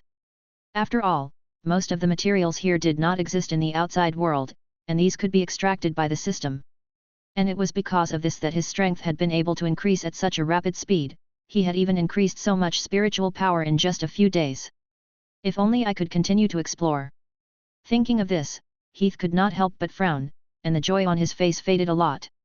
Prester Island was only so small after all, and the resources it could accommodate were limited. After the days of gathering and hunting by Heath, the fresh materials and demonized creatures had basically been extracted by Heath. He had run around the entire island several times, and now he could no longer extract any new species. Should I wait for those advanced level demonized creatures? Currently, the only demonized creatures that Heath had yet to extract were the advanced level wizard level demonized creatures that occupied the island. Since they were basically still asleep, and their nests were very well hidden. Even if Heath wanted to extract them, he could not find their location. Chapter 371. Let's forget it. After pondering for a long time, Heath decided to give up on this crazy decision. After all, he was only an intermediate rank wizard, and an advanced rank wizard demonized creature was a whole level higher than him. With his current strength, if he wanted to extract an advanced rank wizard level demonized creature, if he really encountered one, he would only end up being stuffed between the teeth of the demonized creature. Forget it, it's better not to be too greedy. This trip has already been fruitful enough. If I don't know how to be content, I'll be punished sooner or later. Shaking his head, Heath dismissed the thoughts in his mind. It's about time to go back. Looking around, Heath silently decided. A few months later, Golden Harbor Town, Heath's lighthouse. The top floor of the lighthouse, the laboratory. Compared to before, there was a significant change on the top floor of the lighthouse. There was a large pool built in the room on the left side of the lighthouse. It looked like a small hot spring bath. However, this hot spring bath was not for Heath's own use. The strange demonized creature in the pool at the moment had already proved this point. At this moment, there was a strange demonized creature in the pool. It had human facial features and upper body, and the lower body was a large fish tail. Silver scales flickered under the light of the fire. Mermaid. Yes, this was a legendary demonized creature that everyone knew in the wizard world, the mermaid. And this mermaid was none other than the one who was familiar with Heath.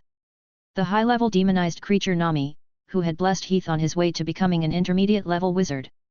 At this moment, Nami was lying lazily by the side of the pool. Her gaze was looking through the floor-to-ceiling cross-shaped window in front of her, looking out of the window in the distance. Her tilted head looked pensive, as if she was thinking about something. Suddenly, Nami seemed to have sensed something. With a whoosh, she raised her head and looked at the closed door behind her. After a short glance, she seemed to have thought of something interesting. The corners of her mouth curved into a playful smile. Then, with a whoosh, she entered the pool. The pool was not deep, but the water inside was very muddy. After Nami entered, she completely disappeared. Not long after Nami disappeared. Click! With a soft sound, the door opened. Heath walked into the room. At this moment, he was still holding a bamboo basket in his hand, and inside the basket were a few fresh sea fish. The continuous wagging of their tails indicated the freshness of these sea fish. Obviously, they had just been fished out from the sea. Walking into the room, Heath swept the pool but did not see Nami. Then, he looked around, but still could not find any traces of Nami. He could not help but be surprised. Strange, where did this girl go? Just as he was about to use his spiritual power to scan, he suddenly heard a splash from the pool water. Then Nami jumped up from the pool water and slammed her huge fish tail fiercely. A large amount of water splashed. Wow, she shouted. Heath raised his eyebrows and the wizard's force field on his body was automatically released. The water that was slapping towards him was frozen in the air. Then, with a thought from Heath, it quickly retreated.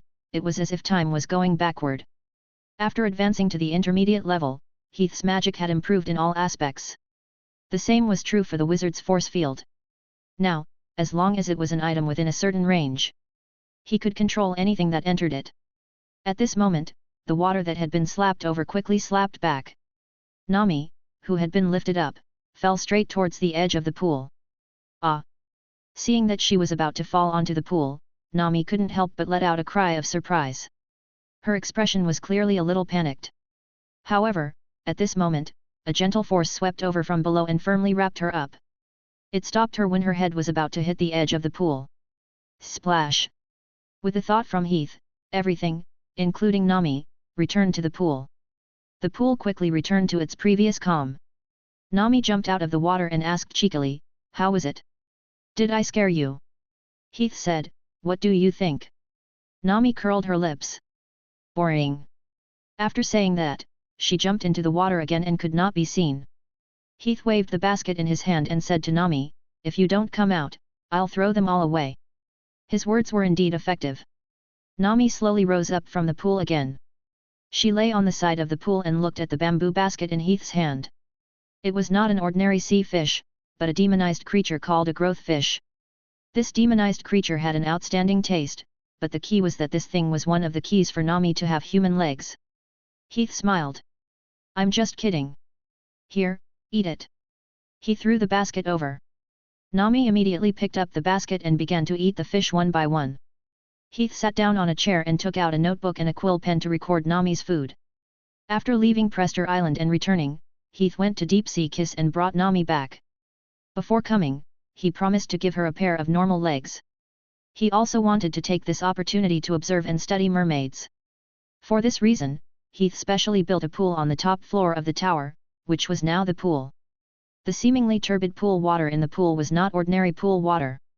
Instead, it was a magic potion that he had specially concocted using a variety of materials. Soaking in it for a long time would help one's body to be full of vitality. It was preparation for him to replace her legs in the future. After eating for a while, Nami burped and asked, "Hey, Heath, when do we start? I can't wait to walk on land." Heath said, "Not yet. I need some more time." Nami pouted. "That's what you told me before, but I've been waiting for a long time." Heath shrugged. "It can't be helped. What you want is a pair of real legs. Strictly speaking, this involves the change of species. It's the rewriting of the lowest life sequence. With my current ability, it's still too much."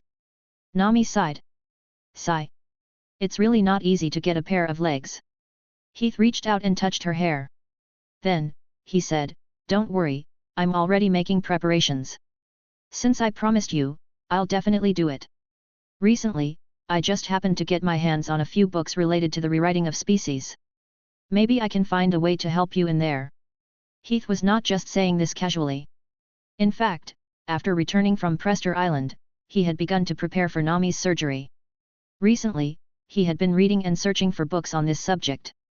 For this reason, he had specially asked Jackman to borrow some knowledge on body modification from other wizard organizations. In just a few short months, it could be said that Heath's body modification level had grown the fastest. Now, he was no less than some wizards who were proficient in body modification. Nami said, "Thank you, Heath. When I have legs, I will definitely thank you." Heath smiled and said, "There's no need for that. It's my honor to be able to serve Miss Nami." After reading for a few more days, Heath had completely understood the physiological mechanism of mermaids and humans. He quickly formulated a plan to modify Nami's body. However, he still did not act rashly. After all, this was not an easy surgery. On the contrary, it was a life-threatening surgery. A slight carelessness could bring about irreversible or even life-threatening threats to Nami. Everything had to be done safely. Because of this, even though Heath already had the knowledge of the surgery, he still did not blindly start the surgery. Instead, he first found some creatures to do similar experiments. After a while, in the laboratory of the Heath's lighthouse. Ding! Ding! Dong! Bang! Bang! Bang! Bang! The sound of bottles colliding and the sound of flames burning could be heard continuously in the laboratory. On the long wooden table, there were a few fish-type demonized creatures. In the cage next to it, there were a few land-type demonized creatures with 4 limbs. There were primates, lizards, rats, and even ordinary demonized creatures. Heath, who was wearing a black cloak, was standing in front of the wooden table, holding an exquisite small scalpel in his hand. On the table in front of him were a fish and a lizard. Heath was holding the scalpel and cutting off the legs of the lizard. He opened many wounds on the fish's body and then put the lizard's legs in. The name of the fish was Three-Eyed Silverfish. It was named as such because the fish had 3 eyes. 2 of them were standing on both sides like normal fish. The other one was standing in front of the fish. It looked very strange. From the information he had read, the physiological structure of the three-eyed silverfish was very similar to that of the mermaid. That was why it was the most suitable substitute for the experiment. Similarly, the other lizard that Heath was using for the experiment was called the long-legged lizard. The structure of the lizard's legs was also the most similar to that of humans. It could be used for the replacement experiment of human legs. As long as the long-legged lizard's legs were successfully grafted onto the three-eyed silverfish, Heath's experiment would basically be considered a success. Putchie! Putchie! A faint putchie sound rang out. The sharp small scalpel sliced through the three-eyed silverfish's body, creating a small, thin wound on its body. The silver scales split open, and bright red blood immediately gushed out along the crack. After pulling out a suitable gap, Heath immediately placed the three-eyed silverfish on the table beside him. There was already a magic array carved there. Heath placed the three-eyed silverfish on the magic array and brought over the lizard leg that he had prepared beforehand. He inserted the lizard leg into the small wound that he had cut before and then used silk threads to stitch the two together. The silk thread that was stitching them up was the black spider's silk. It was the silk thread that was used by wizards when they were transforming their bodies. Its characteristic was that it was extremely willful, had a certain degree of recovery, and was also extremely easy to absorb. After the stitching was done, there were basically no traces of the stitching. After everything was prepared, Heath chanted a short incantation. As the incantation sounded, the magic array on the table immediately flashed with a faint blue light screen. Then, a blue light that was like silk twined around the three-eyed silverfish and lizard's legs that were placed on it. Under the influence of this strange power, the two slowly merged together. The cut seemed to have sprouted flesh, entangling and entangling with each other. Before long, the lizard's leg had completely merged with the three-eyed silverfish's body, as if it was growing on top of it. When the three-eyed silverfish moved its body, the lizard's legs also became aware. It was as though a leg had really grown on the belly of a fish. However, at this moment, zi, zi, 2 soft sounds were heard. The light on the magic array suddenly distorted. Immediately, a tiny crack appeared on the spot where the three-eyed silverfish's body had merged with the lizard's legs. Before Heath could react, the crack became bigger and bigger. Finally, it could not hold on any longer and a bang was heard. It exploded. Squeak! The three-eyed silverfish let out a blood-curdling scream. It swung its huge tail and stopped moving completely. Heath frowned. Another failure. Then he turned to Amy, who was behind him, and said, "Take care of it." Amy, who had been waiting behind him the whole time, walked up to it deftly. She picked up the corpses and the remains of the corpses on the operating table, then left the room and poured them into the dedicated trash can next to her. The trash can was now filled with more than 20 three-eyed silverfish of the same size and dozens of long-legged lizards, apparently left behind when the previous experiment had failed. Although he already knew the specific physiological structure of the two life forms, it was still very difficult to combine the two.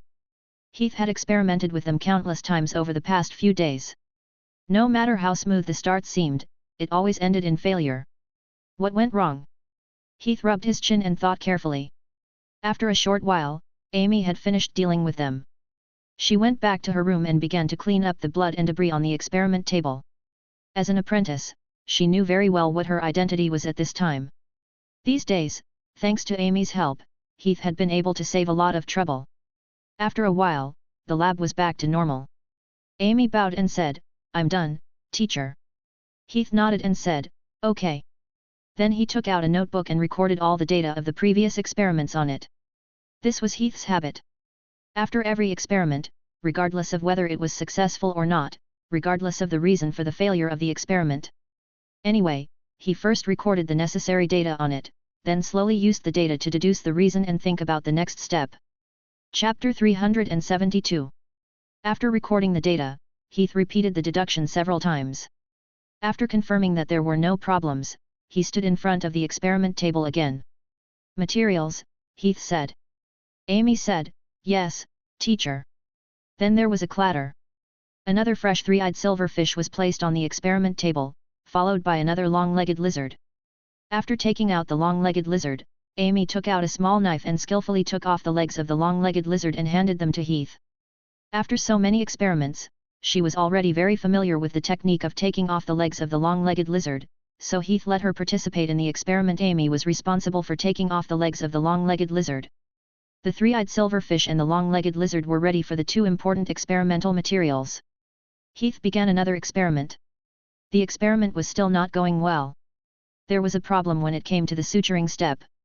The structure of the three-eyed silverfish and the long-legged lizard was different, so they could not be fused together, which led to the rapid loss of their activity. Soon, they withered on the experiment table. Looking at the two sets of stiff limbs on the experiment table, Heath frowned and fell into deep thought. Amy came over and said, "Is it still not working, teacher?" Heath said, "The blood cells are too different. If you force them together, they won't fuse well. The cell rejection reaction devours the biological activity." Amy frowned. "But there's no way to avoid it. The three-eyed silverfish and the long-legged lizard are two different species. If they are forced together, it's normal for them to have a rejection reaction." After following Heath, Amy's knowledge level had improved by leaps and bounds. After all, she was an intelligent girl who worked very hard in her studies and training.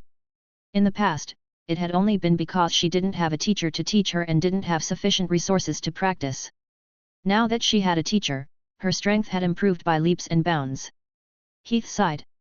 "Yes, there will be differences between the two species." Amy thought for a moment and said, "Then, why don't we switch the experimental materials? We can switch to two more similar biological cell nuclear structures." Before she could finish, she was interrupted by Heath. Heath shook his head. "No.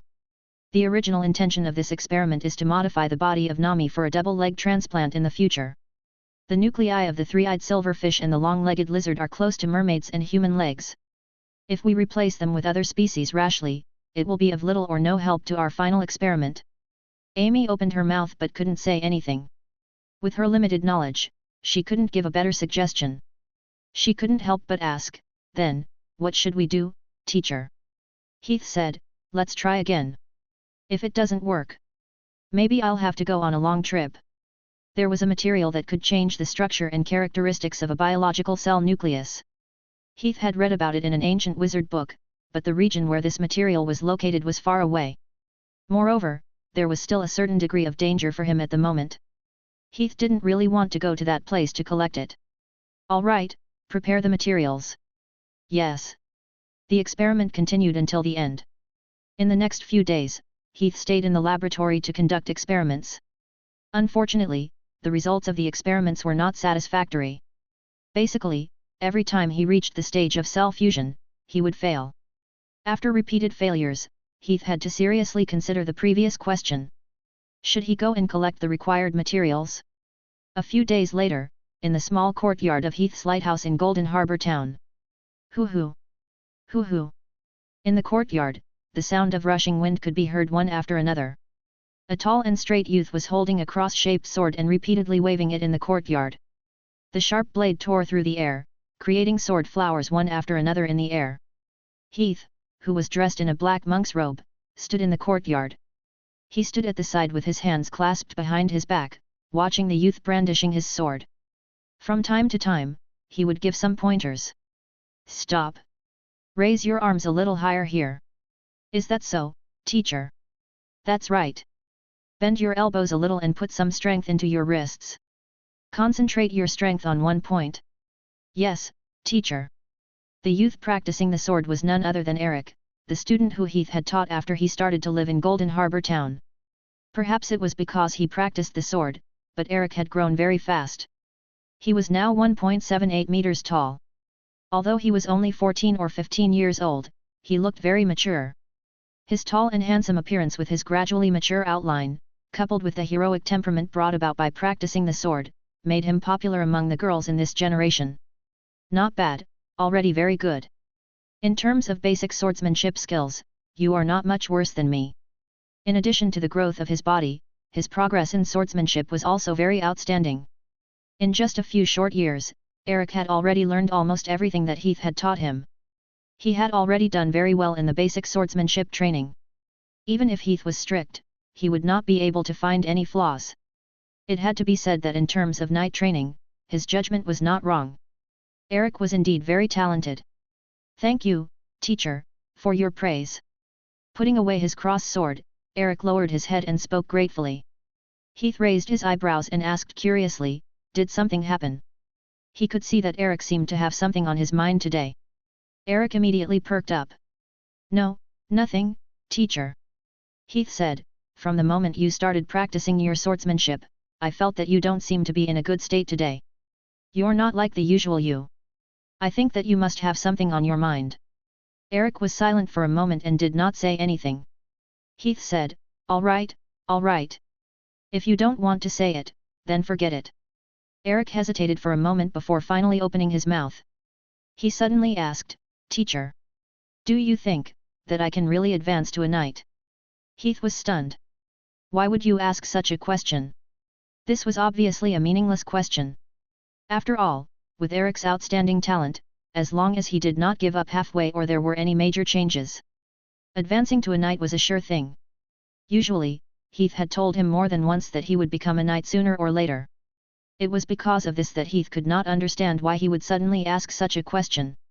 Soon, under Heath's astonished gaze, Eric raised his head and looked at the sky. He said with some pain, you keep telling me that I will advance to a knight, but when I am training in the castle, it does not feel like it. Last time, the castle had recruited a few apprentice knights, and Eric had successfully passed the assessment and become an apprentice knight in the castle. Now, besides training at Heath's place, he also often went to the castle for knight training. Eric continued, everyone in the castle is saying that advancing to a knight is a very difficult thing. Sometimes, among the 100 apprentice knights, not even one can successfully advance to a knight. I'm worried that I. Heath could tell that this kid was not confident. It was understandable. After all, it was not easy for an apprentice knight to advance to a knight. It was normal for 1 out of 100 apprentice knights to advance to a knight. After all, most apprentice knights did not have the resources to advance to a knight. They could only advance to a knight by relying on their own hard work and talent.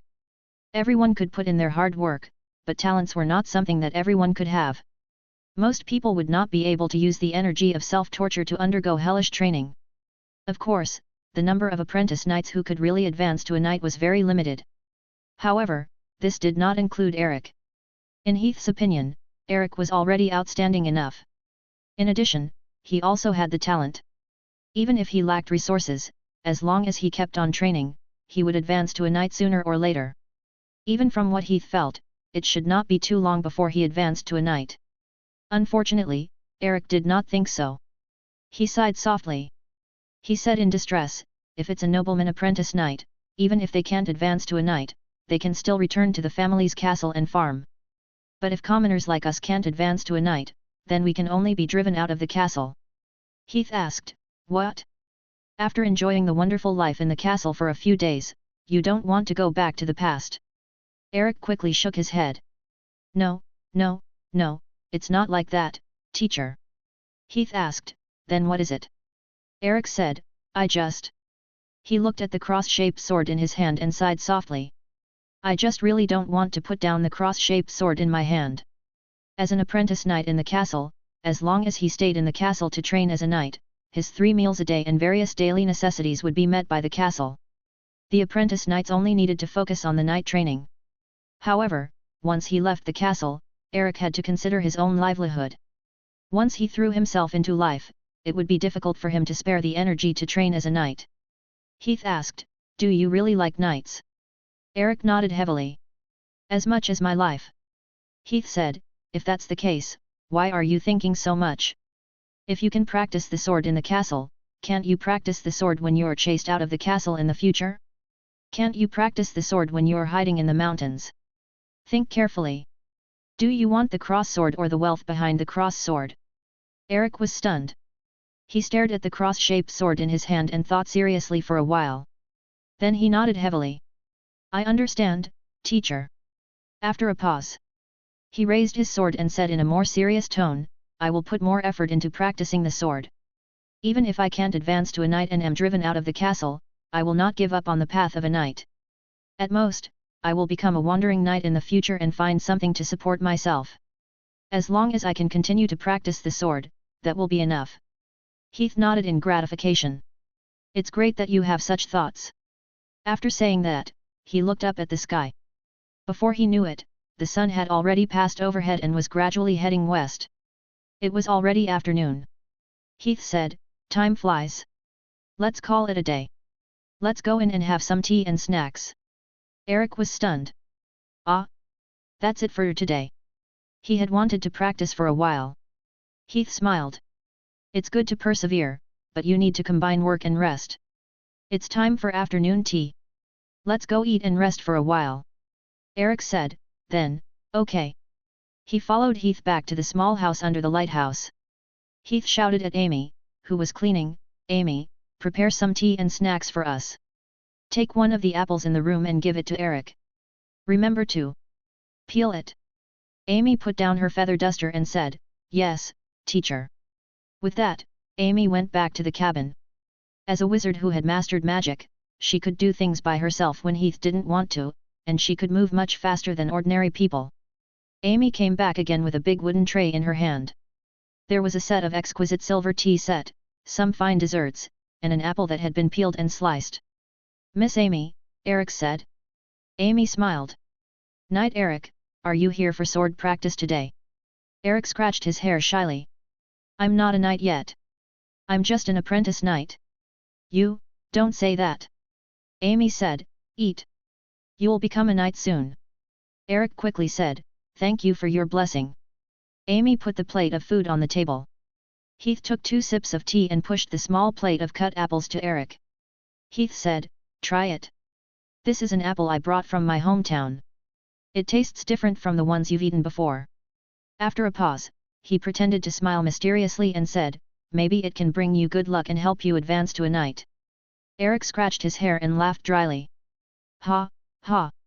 All right, teacher. To advance to a knight after eating an apple? If there was such a wonderful thing in the world, wouldn't the streets be filled with knights? Even the legendary wizards couldn't do such a thing, right? That was what Eric was thinking. He picked up the apple from the plate and took a bite. After taking a bite, he was stunned. Wow, what is this apple? Isn't it too delicious? The taste of this apple was completely different from the ones he had eaten before. It was sweet, delicious, and seemed to contain an indescribable energy. After eating it, he felt extremely comfortable.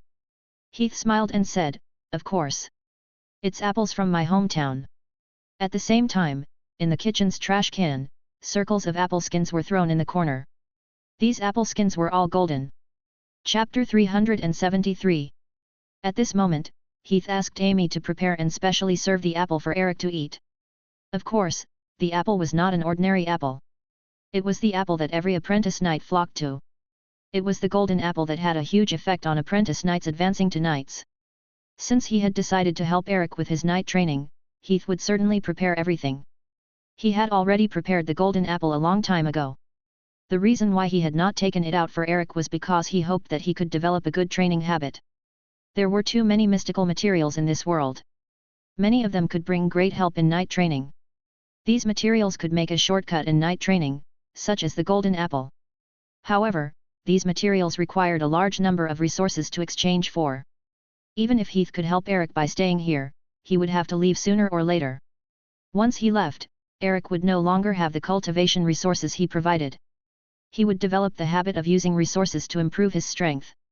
This would definitely have a great impact on his knight's path. It was even possible that he would not be able to accomplish anything. In order to avoid that kind of situation in the future, it was better to cultivate Eric's good habits now and let him know that he could obtain strength through his own efforts and perseverance. It was because of this that Heath had never provided any resources to help Eric on his path of training.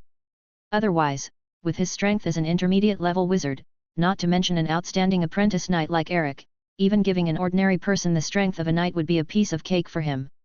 Come on, Eric. You have outstanding talent. Becoming a knight is only a matter of time. Don't give up so easily. Only those who persevere can succeed. I will, teacher. Eric's matter came to an end temporarily. Heath quickly put his mind back to the previous experiment. Day after day, Heath kept trying in the laboratory, trying to combine the three-eyed silverfish and the long-legged lizard. However, the process did not go smoothly. It was the same problem as before. The rejection of cells made it almost impossible for two species to combine. Once it was mixed together, the rejection would cause the activity of the substance to quickly disappear. Both the three-eyed silverfish and the long-legged lizard would die in an instant. Even the body would wither and rot in an extreme time. In order to solve this problem, Heath had to experiment again and again, constantly changing various materials to try, changing the combination of various materials, and constantly doing a lot of calculations. After repeated calculations, Heath finally failed again. Golden Harbor Town, Heath's lighthouse, laboratory. Poof! A soft sound was heard. The long three-eyed silverfish exploded on the experimental table. Fresh blood mixed with minced meat splashing out. The long body of the three-eyed silverfish quickly withered in the blink of an eye, like a rapidly withering flower. Heath put down his bloody gloves and frowned. It really is. Amy stood beside him, looking at Heath worriedly. Teacher, Amy had seen Heath's hard work for the experiment with her own eyes. Almost every day, when he opened his eyes, he would rush into the lab, calculating, testing, dissecting, and searching for information. He did not sleep or rest. It was not an exaggeration to say that he had put all his energy into this experiment. However, even though he had put in so much effort, he still could not see the light at the end of the tunnel. There would always be problems that led to the failure of the experiment. Problems were not scary. What was scary was that the problem was that he did not know how to solve it. The problem of cell rejection had been blocked every single time. Amy quickly gave him a cup of hot water. Teacher, have some water and rest for a while. Heath waved his hand. I'm fine. After some thought, he took the cup from Amy's hand. After such a long time, he was really thirsty. Amy glanced at the messy table, then deftly walked up to clean it up. Wait, teacher, I'll clean up the table now. Heath must have nodded and stood aside, waiting for Amy to clean up the table and start the second round of the experiment. Unexpectedly, before Amy walked up, Heath stopped her and said, Wait a minute. Amy turned around and asked, What's wrong? Don't worry, Heath said. Let's put it aside for now. I'm afraid we have to stop the experiment. Amy was surprised. What? She had been with Heath for a long time, so she knew Heath's character.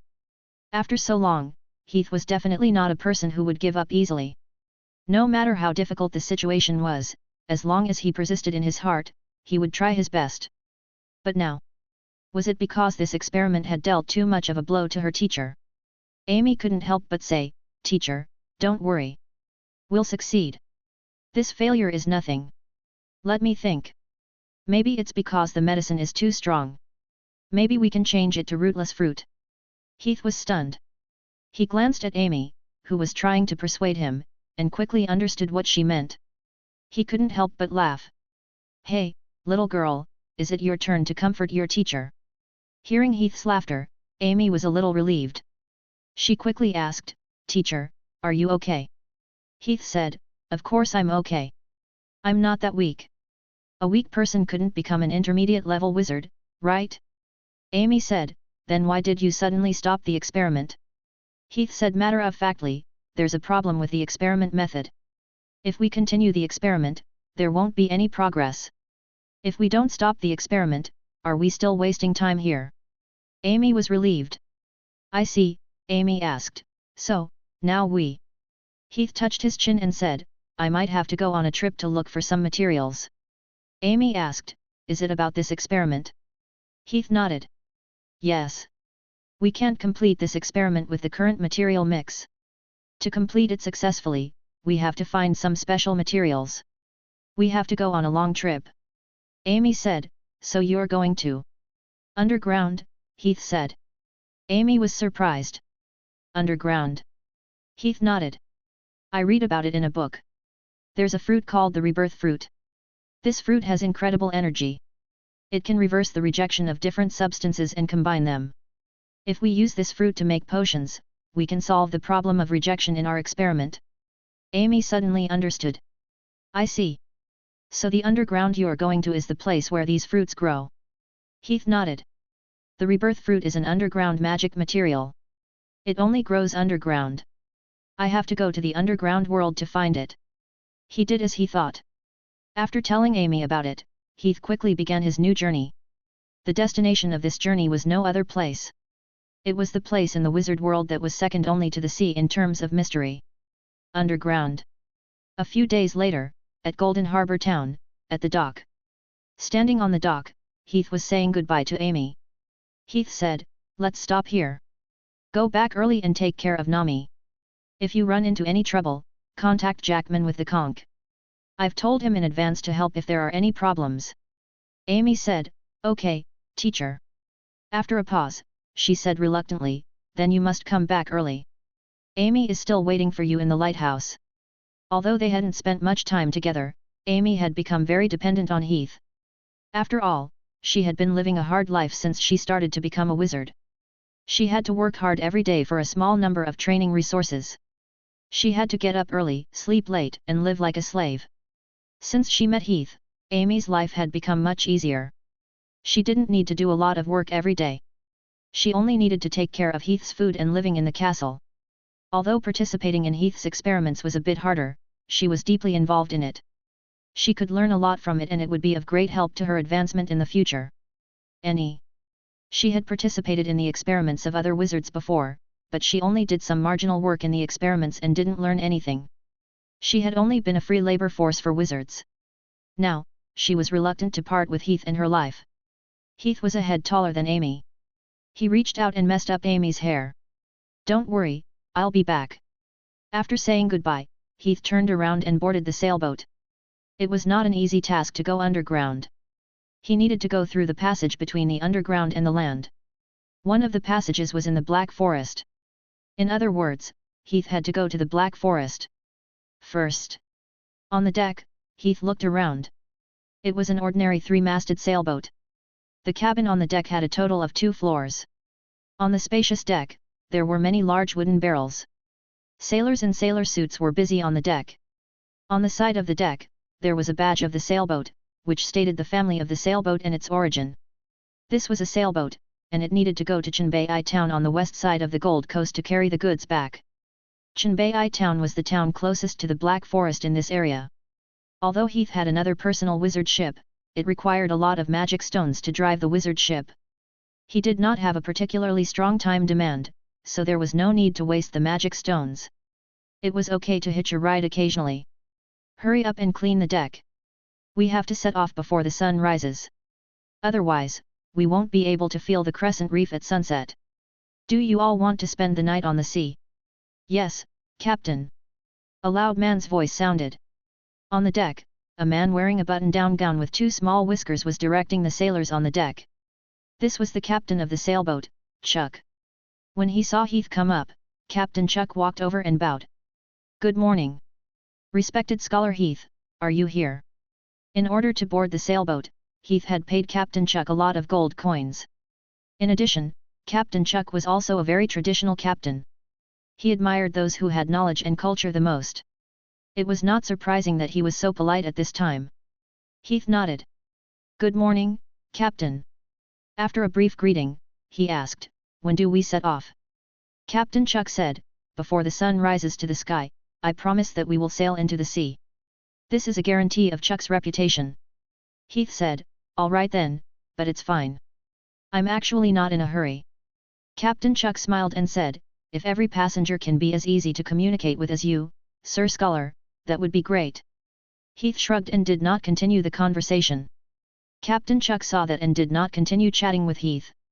He pulled a sailor over and said, "Bring Scholar Heath to his room." "Yes." Following the sailor, Heath quickly came to a room on the second floor of the deck. The first floor of the deck was reserved for the sailors. The light was not good, and the rooms were very crowded. The second floor of the deck was reserved for the guests who boarded the sailboat. There were more than 20 guests including Heath. Some of them went out to play, while some went out to do business. After walking around on the deck and passing through 2 long corridors, the sailor stopped at the door of a room with Heath and skillfully took out the key to open the door. The sailor asked politely, "Sir Heath, your room is here. Can you take a look?" Heath walked into the room. The room was more spacious than he had expected. The hall alone was no less than 30 square meters, and there were 2 small doors beside the hall. After entering, there was a room in each room. One of the bedrooms was connected to a balcony. It was really a good layout to create such a space on the deck. Heath nodded. "I'm very satisfied." With that, he casually took out 2 gold coins and threw them to the sailor beside him. The sailor who received the gold coins was ecstatic. He repeatedly expressed his gratitude to Heath. "Thank you, Scholar Heath. You're really a generous scholar. It's really an honor to be able to entertain you." Heath waved his hand. He had no intention of chatting with the sailor. Chapter 374. The journey was smooth. There were no powerful sea monsters near the sea. At most, there were only some pirates and the like. However, after seeing the flag hanging on the ship, these rascals fled far away. The sailboat that Heath had chosen was from the Barris family's fleet. After 2 months of sailing, Heath had successfully arrived at the area north of the Gold Coast. From here, he could reach the Black Forest by passing through the White Roof Ridge to the east. "Are you really going to get off the ship here?" "Scholar Heath, with all due respect, this area is uninhabited. It is filled with powerful beasts and even demonized beasts. It is said that in the depths of the forest, there are strange creatures living in the magical world." Chuck and the others were going to dock at the pier of North Bay. It was not far from here. Heath was too lazy to take a detour, so he asked Chuck and the others to drop him off the ship and send him to the shore. In the eyes of humans, this area was like a wild mountain. Captain Chuck and the others were naturally worried about Heath leaving alone, so they kept reminding Heath before they left. Everyone had heard of this scholar in Golden Harbor Town. They also knew that he started a school for the children of the poor in Golden Harbor Town for free. No one wanted anything to happen to him. If Heath had not insisted, Captain Chuck really didn't want to leave him here. "It's okay, Captain Chuck. I've been here before. I'll take care of my safety." "Then. Okay, but you still have to be careful." After bidding farewell to Captain Chuck, Heath walked into the lush forest alone. After passing through a bush, a familiar elemental fluctuation was transmitted from afar. It was obvious that he had entered the elemental zone, and tall, lush trees could be seen around him. All of this meant that Heath had come to Black Forest. Phew! It's still more comfortable to stay in the elemental zone. Feeling the dense elements that filled the world, Heath took a deep breath and sighed with great comfort. To wizards, the elements were like water to fish, and oxygen to humans. Although wizards could live without it.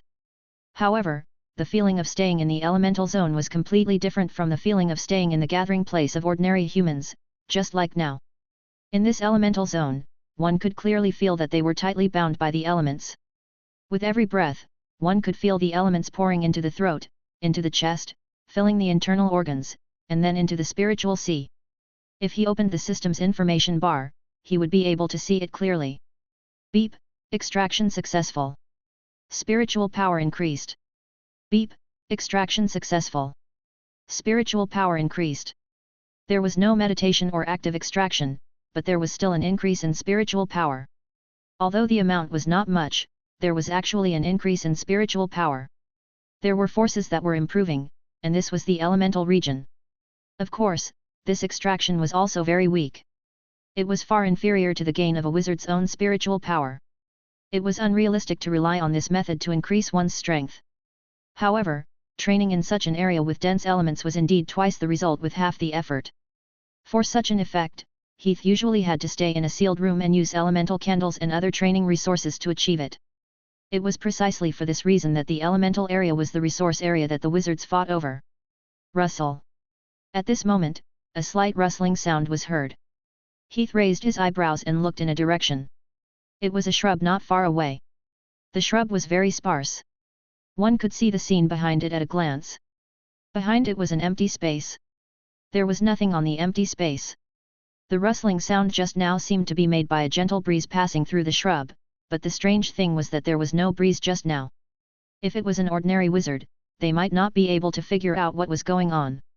However, Heath, who had extraordinary spiritual power, was very clear that there was actually a 100-eyed monster hidden in the area that could not be seen. The 100-eyed monster was a high-level demonized creature that lived in the Black Forest. It was a powerful demonized creature with a spiritual orientation. It mastered many spells, and one of the most famous of them was invisibility. It was a double invisibility of vision and spirit. Once the 100-eyed monster chose to hide itself, even a wizard would not be able to find it. And now, this 100-eyed monster was in the invisibility state. An ordinary wizard would not be able to discover such invisibility. However, for Heath, who had already advanced to the intermediate level, his spiritual perception had reached an extraordinary level. Just now, he had already clearly sensed the location of this 100-eyed monster and its overall strength. Under his spiritual perception, the 100-eyed monster was crouching in the bushes. Its 2 claws had already opened up 5 fingers, revealing sharp edges. Its large mouth had also been opened a long time ago. This was the usual hunting method of the 100-eyed monster. After targeting its prey, it would use its invisibility to approach its prey and launch an attack when the prey was caught off guard. Through this method, the 100-eyed monster could easily defeat demonized creatures that were much stronger than it. But in Heath's case, it was courting death. "Little thing, you still want to ambush me? If that's the case, then stay." With a light snort, Heath's wizard's force field immediately spread out, and at the same time, the wizard's hand shone down on the 100-eyed monster. The moment Heath's invisible force field swept over, the 100-eyed monster immediately sensed the danger. All its hair stood on end, and it instinctively retreated in an attempt to avoid it. However, Heath's attack was much more ferocious and intense than it had expected. Before it could retreat, the wizard's force field and the wizard's hand formed a double encirclement around the 100-eyed monster, causing it to be unable to move. Roar! At the critical moment, the 100-eyed monster immediately roared.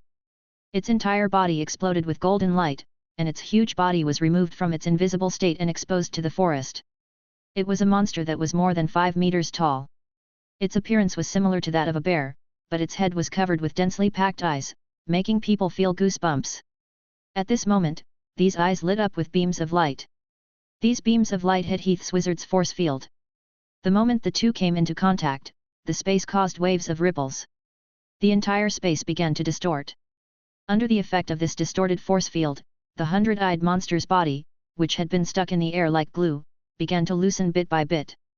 It slowly broke free from Heath's invisible hand. Seeing this scene, Heath couldn't help but doubt. One had to know that the 100-eyed monster wasn't a particularly high-level demonized creature. In fact, it was only a low-level wizard. Logically speaking, it should be impossible to break free from his intermediate-level wizard's force field. However, it was almost able to break free from his hand now. This was truly a little surprising. "Humph, can you escape?" With a light snort, Heath could not help but move his fingertips. At the same time, he blurted out a short incantation. As his incantation sounded, a hexagram magic array suddenly flashed on the ground. Immediately after, the sound of clattering could be heard, vines as thick as arms broke through the ground and rushed towards the hundred-eyed monster in front of them, instantly binding the hundred-eyed monster. Crack! Crack! Following that, a series of faint cracking sounds could be heard, and small holes appeared on the vines' bodies. Then, sharp thorns grew out from the holes, stabbing towards the hundred-eyed monster that was being bound. Pft! Pft! Pft! The hundred-eyed monster was currently tied up tightly by the vines. The thorns that grew out immediately pierced through the hundred-eyed monster's skin. For a moment, the hundred-eyed monster was covered in blood, and wounds appeared all over its body.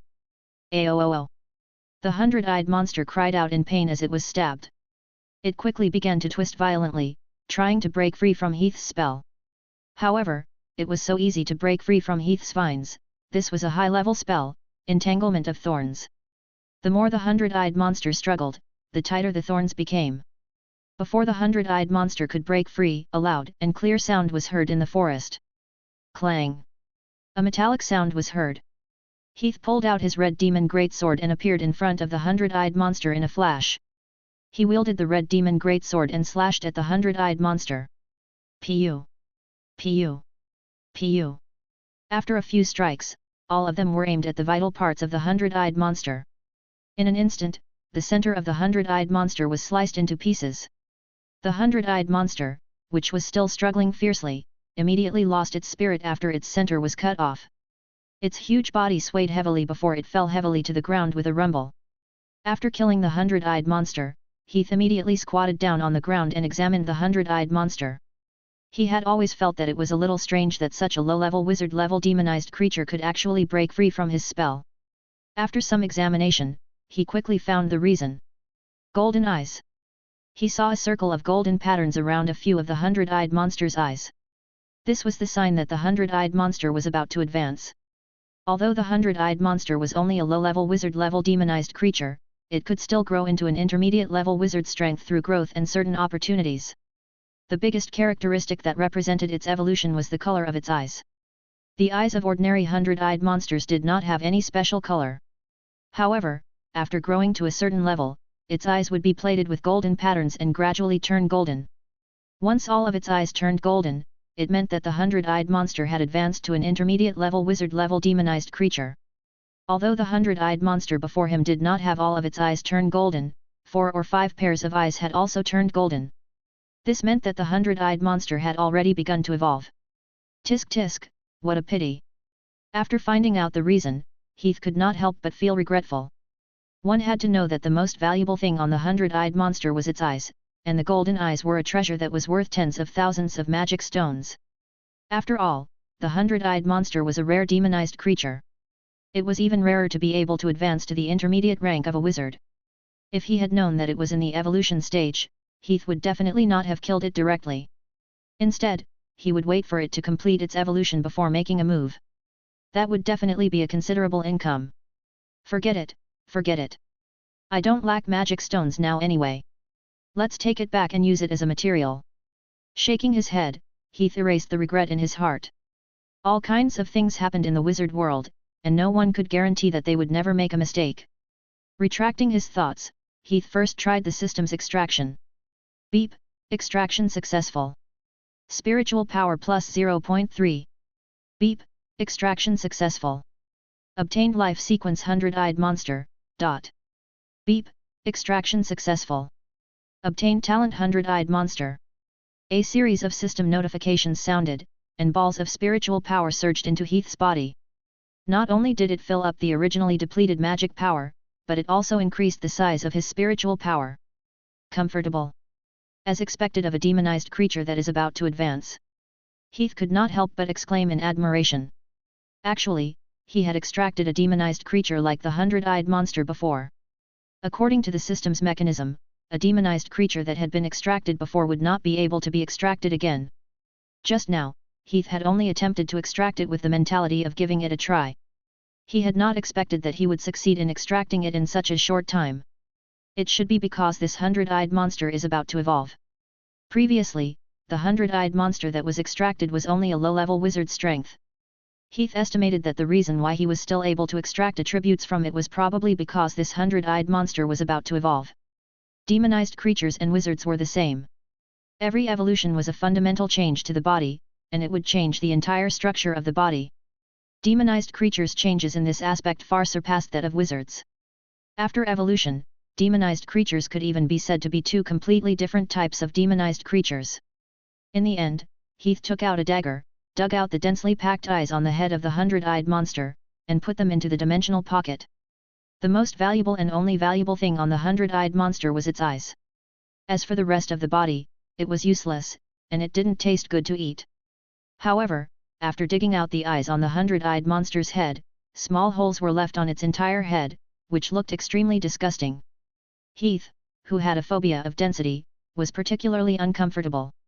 So in the end, he simply summoned a large fireball and blew up the 100-eyed monster's head in one go, completely wiping out these disgusting things. Finally, I feel much better. Looking at the headless corpse lying on the ground, Heath felt much better. Then, he put away the red demon greatsword and turned his head to look at the surrounding dense forest. Then, he walked in a direction and continued his journey. His purpose for this trip was to go to the underground world.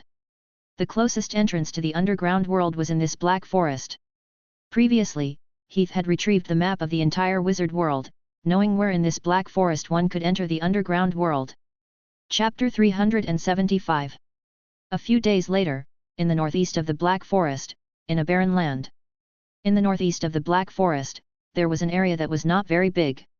It was about 10 to 20 miles in size. It was not even worth mentioning in the Black Forest that stretched for tens of thousands of miles. However, the topography of this area was very different from the topography around the Black Forest. Due to the dense concentration of elements, the vegetation of the Black Forest grew exceptionally luxuriant. It was one of the top existences in the entire old territory. The trees crisscrossed and crisscrossed, almost to the point of cutting into every gap. However, after arriving at this wasteland, this place was completely bare. Looking at the empty land, there were only a few withered trees growing sporadically. It seemed out of place in the entire forest. It was as if there was a bald spot on the head of a strong man with dense hair. Huff! Huff! Huff! A bleak wind blew from afar, sweeping up some fine sand and stones on the ground and flying in all directions. Standing on a large stone, Heath looked at the distant wilderness for a while. Then, he opened the map and compared it. While touching his chin, he said, "This should be the wasteland, right?" The name of this wilderness was aptly called the Wilderness. This was the entrance to the underground world in the Black Forest. It was also the reason why this area was so desolate. After putting away the map, Heath continued to walk into the wilderness. As he walked, he turned his head to observe his surroundings. At the same time, he opened the system's range extraction and scanned the surroundings, looking for an extractable substance. Beep, extraction failed. This substance cannot be extracted. Beep, extraction failed. This substance cannot be extracted. Unfortunately, he could not find any trace of it even after searching all the way. Actually, it made sense when he thought about it. Looking at the desolation of this area, it would be strange if he could still find something in such a place. Touching his chin, Heath pondered and said, "It seems that there isn't anything else." At this moment, he suddenly felt a familiar energy fluctuation coming from his right hand. The spirit ring on his hand glowed with a faint luster. Immediately, a grey-brown smoke rose from the ring. The smoke rose higher and soon condensed into an illusory figure in the air. Her long hair fluttered and her red dress swayed. It was Nina, whom Heath had not seen for a long time. The little girl who came out of the ring yawned and stretched lazily. Yawn. She turned her head and looked around. When she saw that, her eyes could not help but widen. She looked at Heath with a strange expression and asked, "Hey, Heath, where are we? Why are we in the wilderness?" When he was collecting on Prester Island, Heath had killed a tailless snake and refined the tailless snake's heart into a potion for Nina to absorb. That was a powerful potion that could recover soul power. After Nina consumed the potion, she fell into a deep sleep until she finally woke up. Heath smiled and greeted, "Long time no see, Nina." Ever since Nina entered his life, Heath had gradually gotten used to the floating ghost around him. He had gotten used to her chattering all day long. It had been a few months since he last saw her, and now he felt a little more familiar. Nina giggled and said, "How is it? Did you miss me?" Heath nodded. "I did." Nina laughed exaggeratedly. "Yeah, really? Then I'm really touched. Then, her little face fell. She raised her chin and said, then tell me, did you use the wilderness to welcome me? My soul power recovered quite well this time. I was going to take a walk on the street. What are you doing? What is this place? Heath explained, desolate land. Nina thought for a moment. Desolate land? Could it be that desolate land? The desolate land of Black Forest.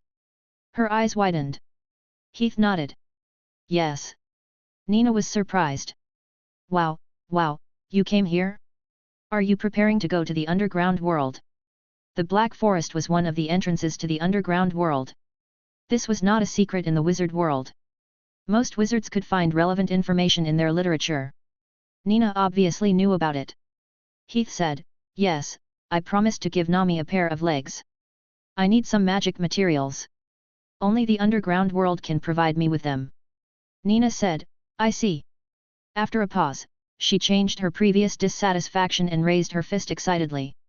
Then what are we waiting for? Let's go. Let's go to the underground world. Let's go, let's go, let's go. As she shouted and shouted, Heath set off on his journey again. Hey, Heath, what have you been doing while I was asleep? Have you done anything bad? What? You just stayed in the lighthouse and did experiments every day? You're really boring. Probably because she had been asleep for too long, Nina seemed to be particularly energetic after waking up. Along the way, she pulled Heath to discuss all kinds of questions. One moment, she asked what Heath had been doing recently, the next moment, she discussed the underground world with him. She seemed to be a chatterbox. Usually, Heath would be too lazy to pay attention to her. However, after traveling alone for so long without anyone to talk to, Heath's heart was still filled with loneliness. At this time, with Nina chattering beside him, the two of them chatted enthusiastically, and the loneliness brought by the journey was alleviated quite a bit. In such a pleasant atmosphere, the two of them quickly passed through the wasteland, which was not big to begin with, and arrived at the end of the wasteland. At the end of the wilderness was a small hill. The area of the small hill was not big, only about 10 square meters. The height of the hill was about 3 to 5 meters high. It stood alone on the desolate land. It looked like a bump on the ground, which was particularly eye-catching. In the middle of this small hill, there was a big cave. It was pitch black without any light source. Only a ramp could be vaguely seen as if the terrain was downward. Just as Heath and Nina had just arrived here, suddenly, rustle. A series of faint rustling sounds rang out. Along with this sound, some fine sand and stones began to roll down from the surroundings of the cave. At first, it was only a small amount of sand and stones rolling down, but soon, more and more sand and stones rolled down. It was as if half of the cave had collapsed. With a crash sound, even some large stones fell down. The rolling fine sand and stones became faster and faster. They quickly gathered on the ground, then began to assemble and combine. Not long after, a huge object appeared in front of Heath and Nina. It was a huge stone man. It was about 7 to 8 meters tall, and its appearance was similar to Heath's stone golem. Its joints and its entire body were made of pieces of stone. When the last stone flew onto the stone golem's body, its two eyes immediately lit up with a beam of light as if it had come alive. It opened its eyes and stood up from the ground with a rumble. Its gaze immediately locked onto the two people in front of it. It said bluntly, "Wizards, why are you here?" This was the entrance guard. Heath had read in a book that there were similar guards at the entrance to the underground world. However, some places were stone golems, and some places were guarded by wizards. Apparently, they had encountered a stone golem here. However, unlike ordinary stone golems, this was not a dead object created by wizards using puppet spells. Instead, it was a mature individual with its own soul. It was said that it was specially made with a very powerful magical spell, which could bestow a real soul on the stone golem. Heath bowed and solemnly explained, "It's an honor to meet you, sir. I'm an intermediate-level wizard from the Shadowland, Heath Noen." After hearing Heath introduce himself, the stone golem's expression obviously eased up a lot. After all, he was a genuine intermediate-level wizard. He was not an ordinary apprentice or wizard who could be easily bullied and exploited. The wizard world was, after all, a world where strength was respected. The stone golem said very politely, "It is also my honor to be able to meet such an outstanding wizard at such a young age." Pausing for a moment, it then asked in a completely different tone, "If it is convenient, I hope you can tell me the purpose of coming to the Earth Gate?" "As a guard, I am just doing my routine." "Don't mind us, sir," Heath replied, "of course." Then, he told the stone golem about Nami. After listening to Heath's words, the stone golem looked like he suddenly understood. "I see, then I have really offended you before. I hope you don't mind, Sir Wizard. This is not my original intention. Recently, some restless wizards also wanted to go to the underground world, which caused me a lot of trouble here." Heath replied, "I understand." Since the misunderstanding had been resolved, there was nothing more to say. After a few simple pleasantries, Heath continued to cut to the chase. "If that's the case, can you let us in now?" The stone golem nodded heavily. "Of course, but the prerequisite is that you have to hand over the tax to me. This is a rule set by the wizards. If you want to enter the underground world through the desolate land, you have to pay a fee like me. You have prepared 20,000 magic stones, right?" Heath said, "Of course." He casually took out 2 high-level magic stones and threw them over. After several expeditions, he had earned a lot of money. At this moment, the pile of magic stones in his dimensional pocket was as high as a mountain. Tens of millions of magic stones were nothing to Heath, let alone 10,000 to 20,000 in taxes. One had to know that in addition to magic stones, there were many other materials in his dimensional pocket. They were all treasures obtained through the system's exploration. Any one of them would be priceless on the market. "This way, sir." Following the stone golem, Heath walked into the cave in front. After entering the cave, Heath quickly realized that his judgment was not wrong. The ground in the cave was indeed a downward slope, leading to an unknown darkness in the distance. Da-da-da-day! Da-da-da-day! The sound of footsteps echoed. Heath followed behind the stone golem, walking step by step towards the deepest part of the cave. The surroundings were empty except for the footsteps of Heath and the stone golem, which looked a little eerie. After walking for more than 10 minutes, there was finally a different scene in the distance. It was a huge hall that was over 100 square meters wide. In the middle of the hall was a square, and on one side of the square stood an altar. This was a very standard and ancient stone altar. The bright lines and patterns looked like magic arrays. It looked not much different from the altars that were often seen in the wizard world. The difference was in the middle of this altar. In the middle of this altar stood a stone well. The surroundings of the well were covered with some ancient patterns and reliefs. It seemed to be quite old. The stone golem brought Heath to the side of the well. Then, the stone golem opened its mouth and explained to Heath, "According to the rules, I cannot leave the gate for too long. Respected wizard, then I will send you here. You sit in the basket. It will take you down. After passing through this dry well, you will be able to reach the underground world." Heath immediately returned the bow. "Okay, thank you for your help." The stone golem said, "No need to be polite. This is also my duty." After saying goodbye, the stone golem quickly left. Heath immediately walked up to the altar and looked around the well that the stone golem had mentioned. This was a dry well. Looking down from above, there was not a single drop of water in the well, but strangely, the sound of water droplets could be heard from the well. There was a scaffold at the top of the well. A thick rope was wrapped around the scaffold. However, there were no wooden buckets or other props tied to the top of the rope. Instead, there was a big basket. It was like a magnified version of the basket that a farmer made of bamboo sticks brought to buy vegetables and stuff. Just as Heath was sizing it up, a voice suddenly sounded. "How much longer do you want to look around? Am I really that good looking?" Heath was stunned. He looked towards the voice and realized that the side of the basket was filled with human facial features. From the appearance, it looked like a young man. Heath quickly said, "I'm very sorry. I've offended you." The basket said, "There's no need to say sorry. Just don't keep staring at me. I'm not used to being stared at." It paused and continued, "Then come up. Aren't you going to the underground world?